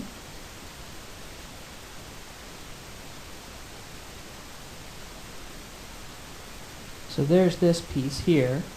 We need it where his foot is. So if I go to wireframe, let's take our measure tool again, and we'll just measure from the grid down to around here. So I'm just going to round it to about 50. Okay. So what we need to do is move the nucleus plane, the collision plane, right here, from 0 to -50. We want to push it down. Okay, let's play this back one more time. Sorry, oops, -50. I went to shade it, and it left out on me. Here we go. -50, and we'll shade this view. There we go. All right, we're going to let that simulate for a second.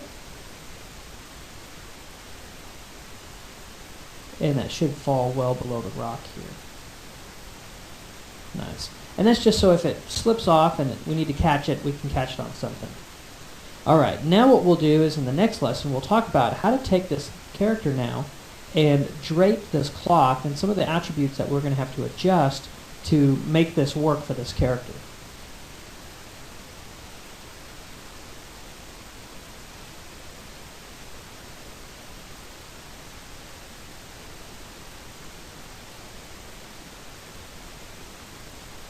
Now that we've done the initial job of setting our scale and setting our fabric, now let's go in and create our collision objects and then set some of the friction and thicknesses on these objects. Alright, so the first thing that we want to do is make sure that this object can collide with our werewolf. So I'll just select the object itself. Now you remember this has to be a polygon object, so that's just something to keep in mind as you're working. if you're using a NURB surface or a subdivision surface, go ahead and create yourself a polygon proxy object that will be your object that will be the collision surface. Okay. So with that done, we'll go ahead and go to endcloth, create passive. Okay, and let's go ahead and clean up our scene here and name these things. So this endcloth is the NC nucleus cloth.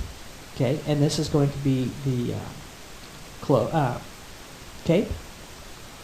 Okay, and then the R N rigid, we'll call this the NR for nucleus rigid, NR for nucleus rigid, NR wolf body. Okay, and it'll just keep things nice and neat and clean. All right, let's go ahead and play this back and see what we get.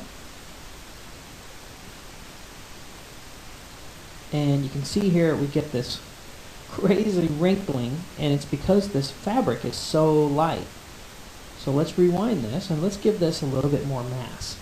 So I'm going to come up here to the top where it says mass. I'm going to change this from 1 to 5. I'm going to make it 5 times as dense. Let's play this back.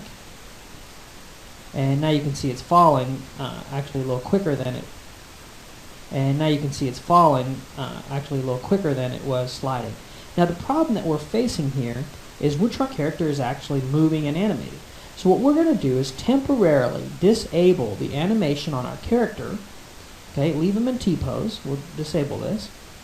Best way to do that is to jump over to our skin cluster node and set the envelope to 0. So you saw a little bit of a snap there on the vertices, and we'll come back and deal with that in a later lesson on how we can create some of those offsets. All right, but now when I hit rewind and play, the character's not going anywhere. Now his bones and his teeth and eyes and things like that are moving, his nails, but the actual geometry is not moving. All right, you can see here we are all over the place. Okay, you can see it's pretty much turning into a very loose, stretchy type of fabric. Now a lot of this has to do with the fact that there's very minimal friction. I mean, this fabric is sliding right over this geometry. So let's fix that first. Let's go in here, attribute editor, select our cloth, and on friction you notice the cloth itself has a very, very low friction. So let's crank this up to something like 0.75, and then let's take a look at our surface of our character, and we'll see here that its friction is very low. So let's give it something higher, like 0.9. So his skin is going to be rough and sticky, and the fabric is going to be still sticky, but not as sticky as his skin. Okay, so we'll play this back. You notice now it sticks a little bit nicer. It still pulls. Well, we'll deal with that in a second. All right. Also, let's take a look at this gap here, and that's not really cool. This huge gap, and a lot of that, if you remember from earlier lessons, is based off of our thickness. So if we go to Solver Display, Collision Thickness, so we've got a thickness on this object of this. Okay, and let me change this to a different color just so it's easier to see. And then on this object, let's turn on its thickness. So combined, we've got, you know, this huge gap between the actual surfaces and where they're colliding. So let's crank these thicknesses down, and you'll know when you go too far because you'll bleed through like this. So let's just go up a little bit. So I'm going to round this to 0.2 for thickness on the skin. Okay, that looks good. And then on the cape itself, that's really thick, 2 point something. So you don't want to ever take this down to nothing because it'll invert, or you do want some thickness so it doesn't have some. It has some penetration there. We'll just round this to 0.4. Okay. When I'm working and coming up with ideas like this, I like to round these numbers off just so they're a little bit easier to manage. I can always tweak them to whatever I want, but when I'm testing, I like to just round off numbers. It helps me just to figure things out. All right, let's rewind, play. Let's droop this a little bit. See, that sticks a little nicer. And we're still pulling right here, and we have a lot of interpenetration going on, a lot of colliding. Now, a lot of those things are based off of the dynamic properties on this surface, and there's a lot of things that we can tweak to hold this in shape. And we're going to go through kind of some maximum settings but then we're going to go back and back those off and try to get it to flow a little bit nicer. So I'll show you what those settings are, and we'll recap those from our previous lessons on what we can do to really tighten this up and tighten up the look and feel of this fabric. At the end, we're going to have to use a constraint, but I want to show you where those settings are and how close we can get it with just the settings.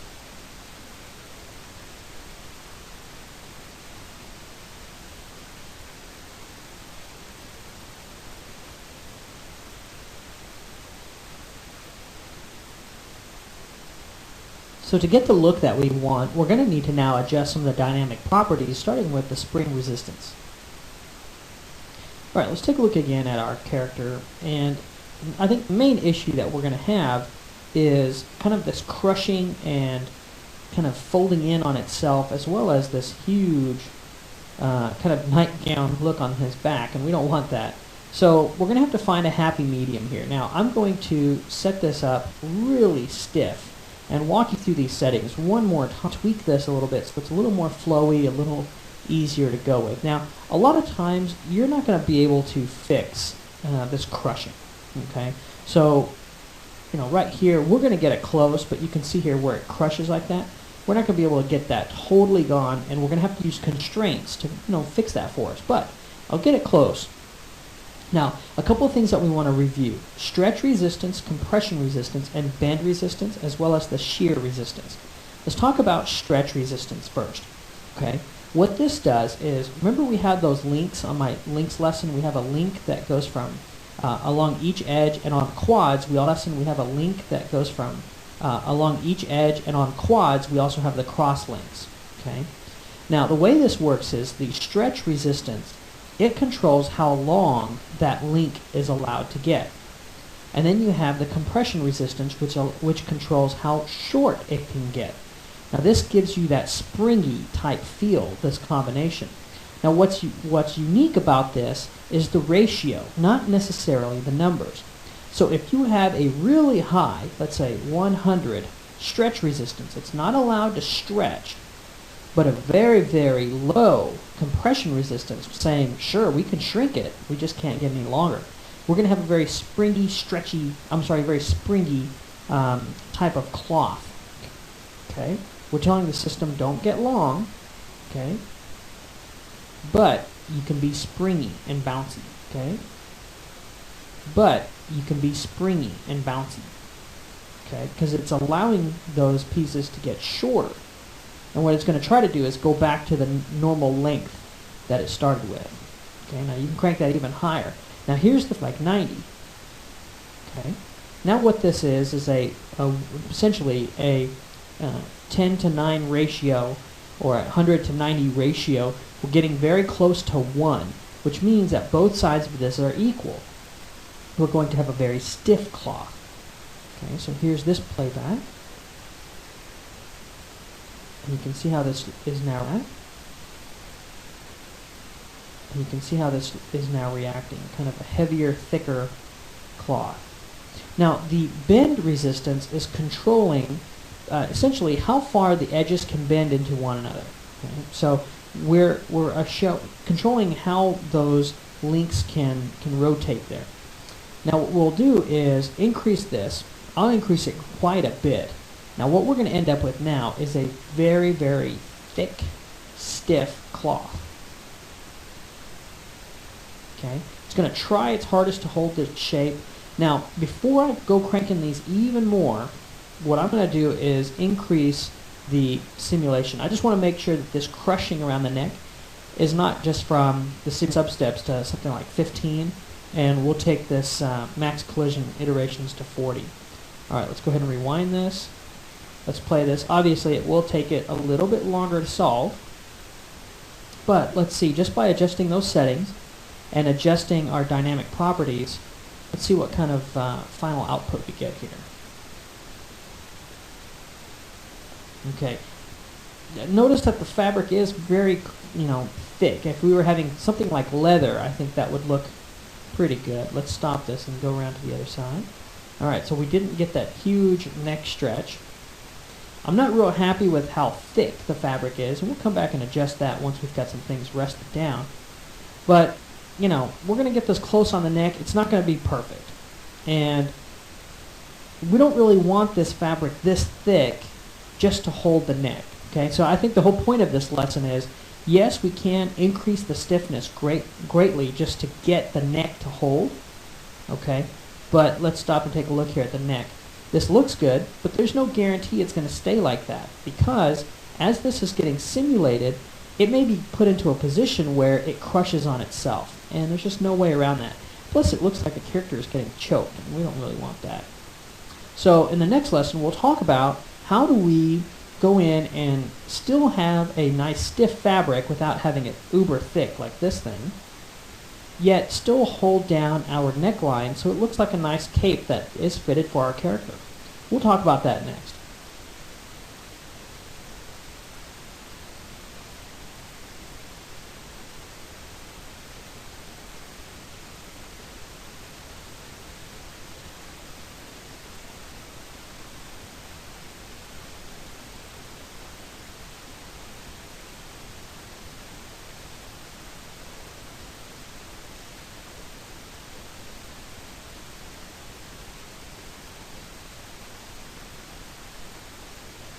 Now we're going to take a look at some constraints to hold that cape on our character's neck. So like we did earlier, what I'm going to do is I'm just going to select this object, and we're going to leave all these stiffness settings exactly the way we had them, our dynamic.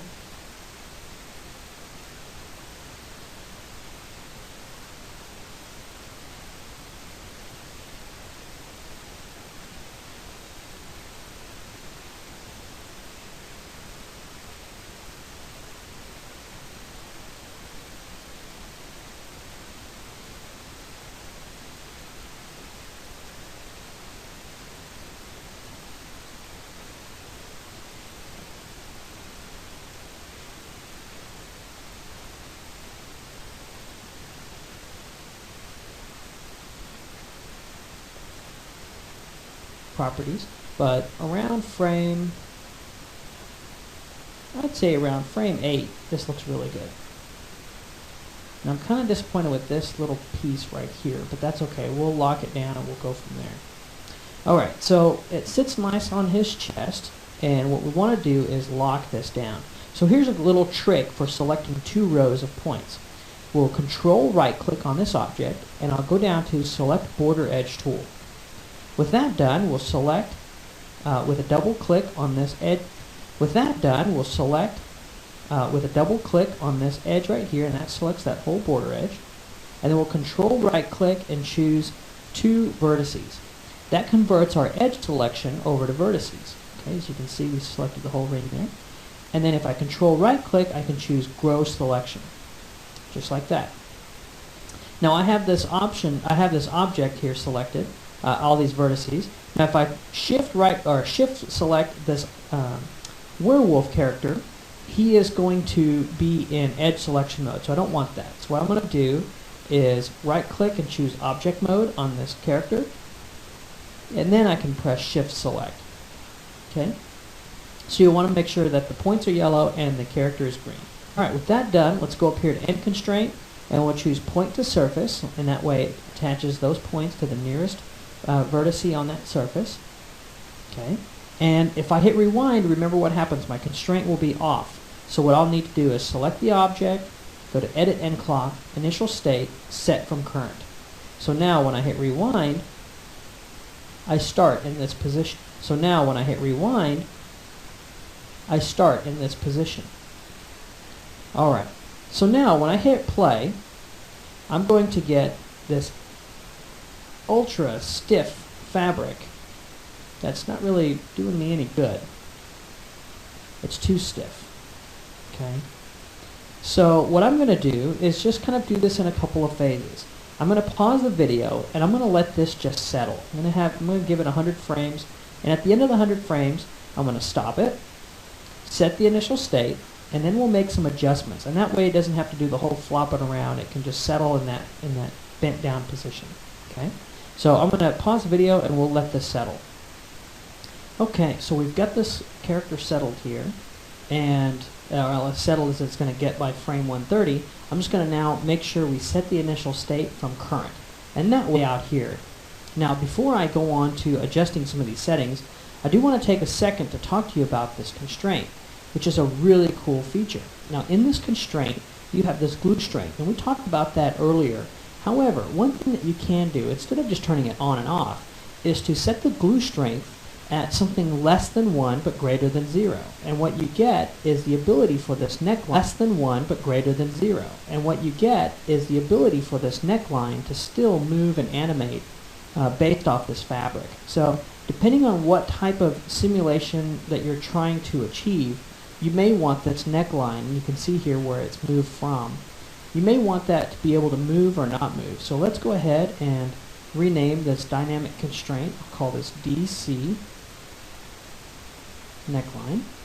Okay, and like I said, we can animate that really low, and that'll give us a really floppy neck. Okay, or you can animate that number really high and get that back into position. Okay, so I'm going to leave it up to something like 0.8, 0.9, around there, just super rigid and locked down. Okay. All right, so now that we've got our cloth settled a little bit, let's go ahead and adjust these numbers.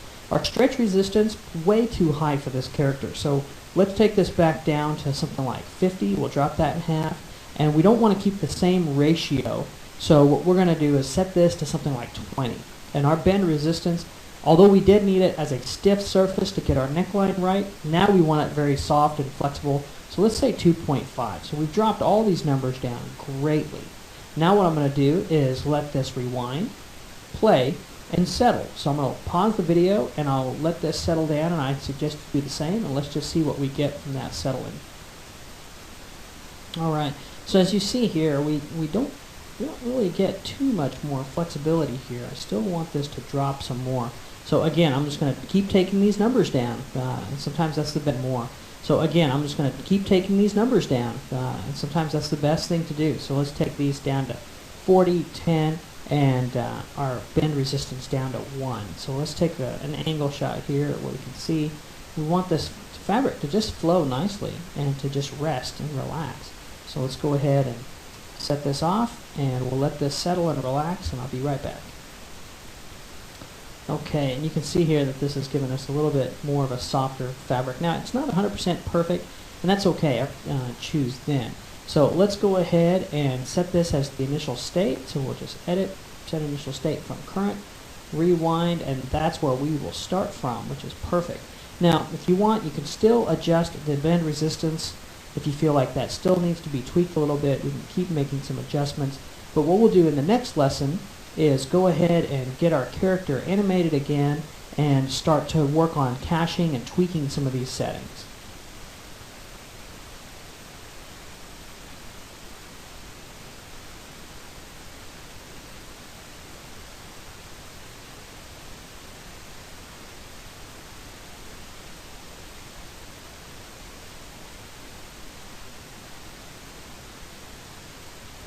Now we'll spend a few moments talking about how to cache out our end cloth system.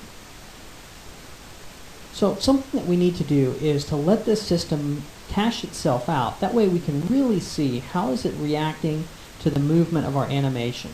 So the first thing we want to do is make sure that we select the object, the surface here, that we had turned off, and go into the skin cluster and set the weight back to 1. Now this will ensure that as we now rewind and play, we are actually seeing the character in the animated state. Now, it will be very hard to find problems and replay problems, so one of the best things that we can do is utilize our caching. Now, the way this works is you just select the object, and you have two shelf buttons here, create and delete cache. You can also go up here to the end cache, and you can choose create new cache. Now, it's very important that if your file is untitled, so you have not saved your file, that you make sure that you save your file. Otherwise, the next time that you have a file that's unsaved, it will try to overwrite that cache settings because it will be called untitled. So what we're going to have here is frame by frame, it's going to go through, store this on the disk, and now we'll be able to scrub back and forth as we let this animation play out. We can then go in and try to find any problems or situations where we may need to tweak it a little bit. So I'm going to pause the video and we're going to let this work.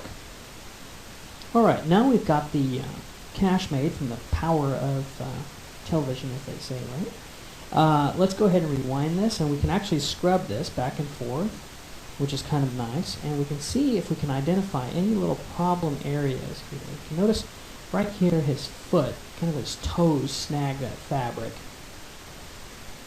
So we may need to do a little bit of work right there on this bit. Okay, so we can work on that. And we notice that there's a little, well, there's no collision with the rock. So let's go ahead and rewind this. Let's unreference the rock layer here. So we can select it, and we'll go up here and make sure that that is a passive end cloth. Okay, and let's go ahead in our outliner and just name this NR rock. Okay, just to be consistent. And while we're here, I know that the thickness is going to be way off. So let's go ahead and preview this. And if we look at this in wireframe, we can see that it's way off. So let's go ahead and reduce that down. Okay, we'll go ahead and shade that. So something like this. Okay? Alright, let's go ahead and recache this one more time. And I'm going to adjust the stretch resistance down to 30. And let's just see what happens with this. Okay? So again, remember, if we have our cache, we have all these new settings, let's go ahead and increase our quality while we're here. We'll just take this to 20. 40 looks good here. Now on this fabric itself, we may go into the cloth shape node, and down, if we scroll down under quality settings, we have a max iterations. Let's crank that all the way up to the max, which is 1000 by default. And then the max self collide, let's change this up from 4 to 20. Okay? That's just going to have a little bit more control, and we'll go into these trap checks and push outs here in just a second. But what this is now going to do is make it a little bit softer, a little bit more accurate. Okay? And let's go ahead and cache this. Now if you were to play this cache or hit cache, it's going to go really fast. You're going to say, wow, that was cool. But what it's doing is it's just replaying the cache that was already on there. Okay, so what you have to do is delete the cache, either end cache, delete cache, okay, or hit this little minus, and then hit the plus, okay, and it's going to say, wait a minute, you want to rename it? Yes, we want to replace the existing. Okay, and that will give it a second. I'll pause the video. Alright, so we've got this cached out now, and let's take a look at the cloth's performance. You can see we've got a little bit of crunching right there. So let's see what we have. Alright, so we got it settling in. We've got a little bit of crunching here. So it's kind of stuck on his toe. Okay, so a couple of little things like this we'll want to tweak. But for the most part, not bad.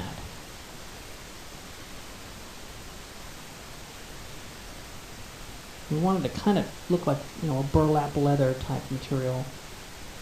And that looks kind of like that. I'm really happy with the performance of the fabric.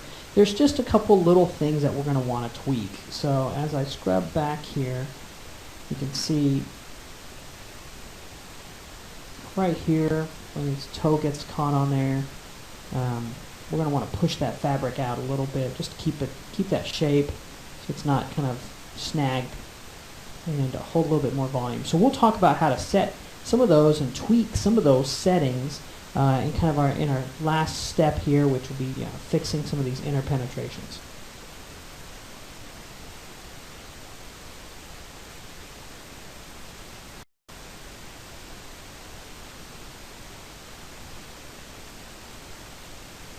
Well, now we're going to go through and actually take a look at how to fix some of the inner penetrations that you're obviously going to have when you have a character that's moving around with a cloth simulation. So there's some great tools to help you fix little things like this. If you notice on the back of his arms, we have some inner penetration issues going. Now, sometimes, depending if your cloth is selected, if you pull back, and depending on your angle, like it looks like there's a lot of inner penetration right here. Okay? And sometimes it looks like there is, sometimes it just may be a drawing error. Best thing to do is just hit the render button and see if it pokes through, like right here. Looks like we have a problem. So we have the same issue over here on this side. If I render this, we're going to have a problem there as well. So let's fix these. Now, there's a couple of things that we can do. Here's a great trick. You could, if you wanted to, go up to the initial state, relax, or resolve interpenetration. And sometimes that works. But here's another little trick. We can actually use our modeling tools to fix this. Now here's how it works. I'll go ahead and take this poly surface that we have here, that's our cloth, and I'll call this our cape surface. Okay. I'll duplicate it, Control D, and this cape down here, I'm going to call this fixer cape. Okay, just so we can see that they're different. Now, what we need to do is hide the original cape. So I'll press Control H to hide that. And this is my cape with no animation, no simulation, nothing. Okay, it's just a piece of geometry. And that's perfect, that's what we want. So let's go ahead and fix this piece of geometry. Let's go into our vertex mode here. And I'll just select a handful of these points and move them back like that. Okay. And over on this side, I'll go ahead and take my point selection tool here, just to make a kind of a softer selection. And with my move tool, I'll move those back. Okay, so I fixed those, fixed the penetrations there. That looks really good. I'm happy with that. Now, how do we take this and connect it back to our original system? Well, you have to remember the order that it goes. So what we're going to have is the newly fixed geometry, right here, the fixer cape. And remember to select the NC cape. We want the cloth node, the shape node for that. Control click it, and we'll go to Edit Cloth, Initial State, Set from Mesh. Okay, it gives it a second to update. Now all we need to do is hide the fixer, Control H to hide that. Unhide the cape surface, so Shift H, or capital H, and we've got it fixed. So kind of a nice little system. If you wanted to, you could have kind of moved some of these points in just to help with the simulation, but that's, you know, your call, depending on what you want to do. If you wanted to, you could fix this kind of this point hanging up. We could fix that and set the initial state using a mesh object. Because remember, you don't really want to muck around with the cloth itself. Okay, so that's a great way to fix that problem. Now, remember earlier we were having this problem down here where the cloth was folding on itself. Well, we've got an attribute to help us fix that problem as well. We have two things here, trapped check and self-trapped check. What these guys are going to do is say, all right, let's look at the start position of this cloth. And if these look good, then when we crinkle up, let's try to keep this shape. And by turning these on, we're saying, yeah, I like this shape. Let's go ahead and try to keep this as we try to animate this out. And what's great is this push out. So if we go over here to display, polygons, and then down to face normals, you'll notice that each one of these faces has a normal poking out of it. Well, this push out allows us to take that face or take that set of polygons and push them in a particular direction.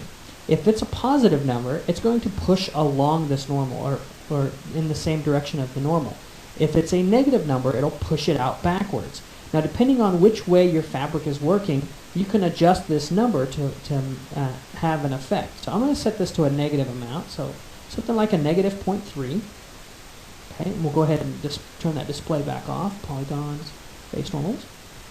And I'm going to let this cache out again, and we'll see what we've got. I'm going to go ahead and increase my max self-collide iterations to 40, and just double check 20 and 40. That looks really good, and everything else looks like it's supposed to be there. So let's go ahead and give this a shot. I'm going to go ahead and delete the cache and recache, and give this a second to calculate. Okay, so in the previous lesson we went through and we changed a whole bunch of the attributes here. We've now got a really unusual looking fabric, but I think it looks really cool. So here we go, we've got it in position, I like this little bit here that kind of flexes and is soft. So pretty neat. If we want, you can go ahead and control right click on here, and actually shift right click, and we should be able to, yeah, it looks like I'm still in part mode there. So let's just go ahead and go up here to mesh, smooth, and let's go ahead and play this back. So we got a little bit of stickiness here, and I think it's because of his big toe is holding that. We can increase that push out, but depending on how you want to fix that, it looks like it's just for a few frames, and depending on your camera angle, it may look pretty cool. If you want to fix that, again, all we need to do is make sure that on the shape node here, under push out, that we have a stronger value here. So let's go ahead and actually we want to decrease this value. So if we had this set to -1, we would push that out in one unit or one step, but of these sub-steps here.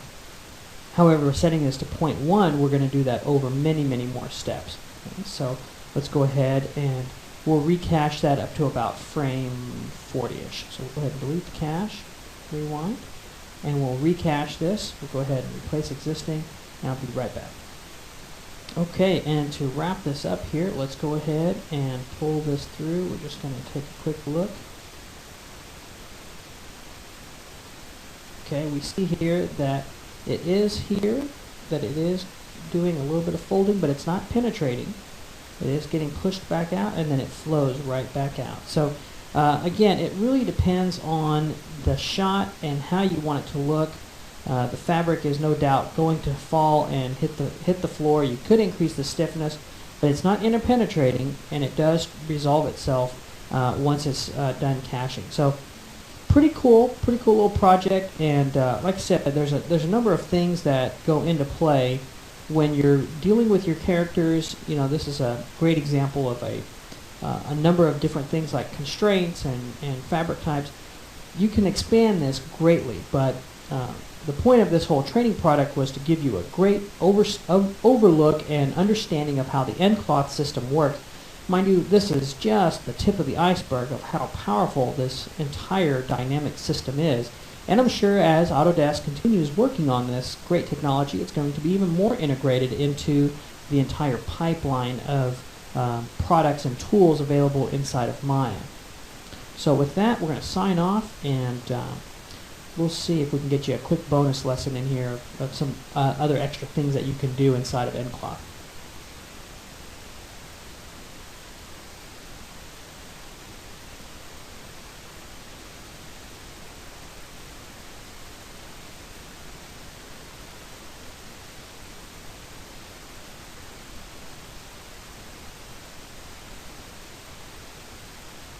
In this bonus lesson, I'm going to walk you through the process of creating little strips of paper that are going to be flying around in our scene.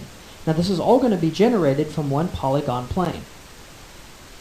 So we'll start off with something really simple. We'll go to Create, Polygon Primitives, and we'll choose Plane. I'll go ahead and scale this up, and instead of little squares, I'd like to use rectangles. So let's go ahead and jump over to our polyplane. Okay, and I'll just shade this so it's a little easier to see. I'm going to set this to 20 to 10. Okay, so you kind of see how this is broken up. Now with this done, let's go ahead and delete the history. We'll freeze transformations, delete by type history, and we're going to call this our paper. Okay.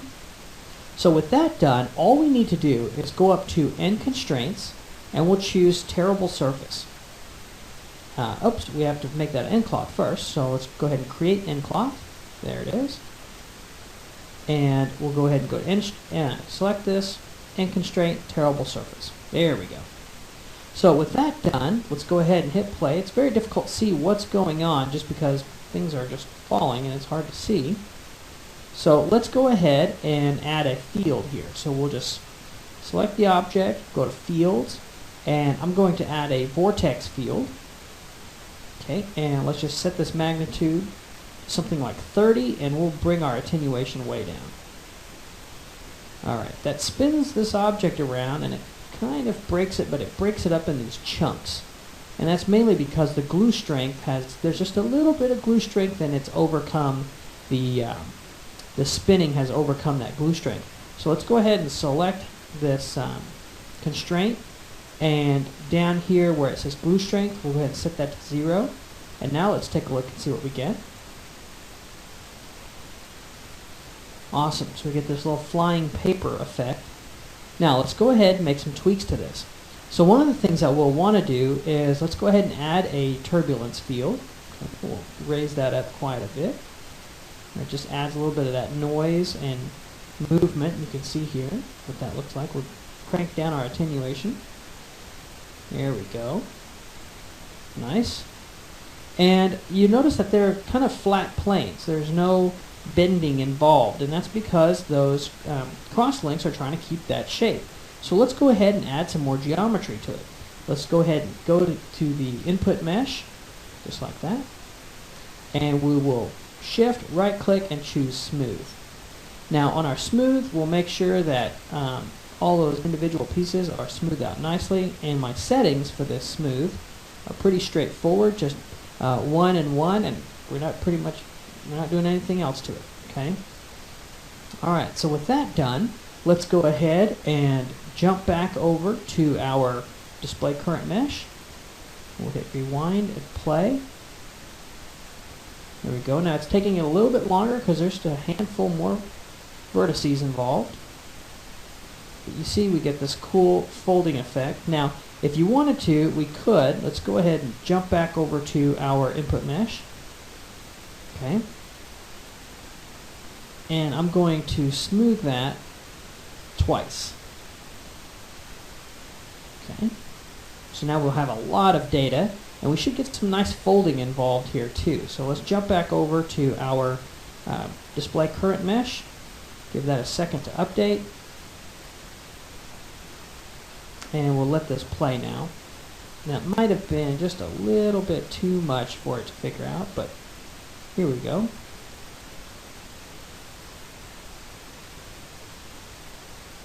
So we're getting somewhere here, and you can see some of the softness that we're getting in that paper. So it just totally depends on what kind of effect you're after if you want to have that much geometry in your system here. So let's just jump back to our input mesh, and I'll just take this division back down to 1.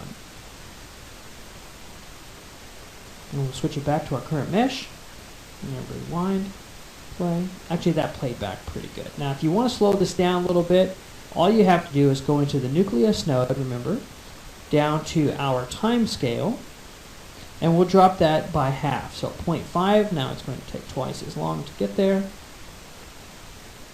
There we go. Nice. Okay. If you wanted to speed that up, you would just put a higher value. So if we put a value like 2, there you go. So that's just a quick look at how to create flying paper or flying debris. Now you can texture map this however you want, create double-sided shaders. It's really up to you what you would like to do with this, but it gives you a great way of taking one piece of end cloth and creating lots and lots of other little pieces of end cloth right out of it. So that's just a quick little bonus lesson for you on how to do terrible surfaces that need to be simulated like paper.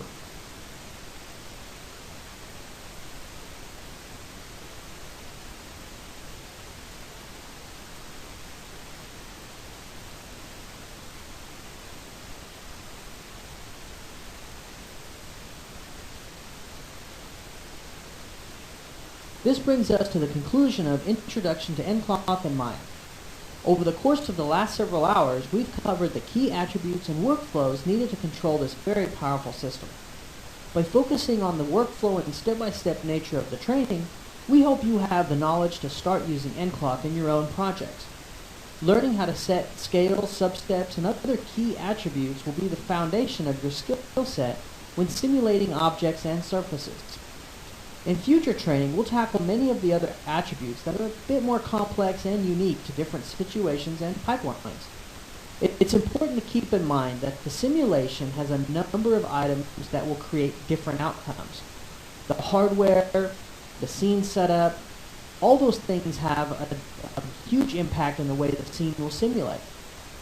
So although we've done all we can to ensure that your simulations will look just like ours, there might be slight differences due to hardware and small variable changes in your scenes. If you have any specific questions about NCloth, I would check out our forums as well as visit Autodesk's support site, since they can address your specific issues that you have particular to your scene. Now, to continue your education, I encourage you to check out the hundreds of free tutorials we offer online at digitaltutors.com.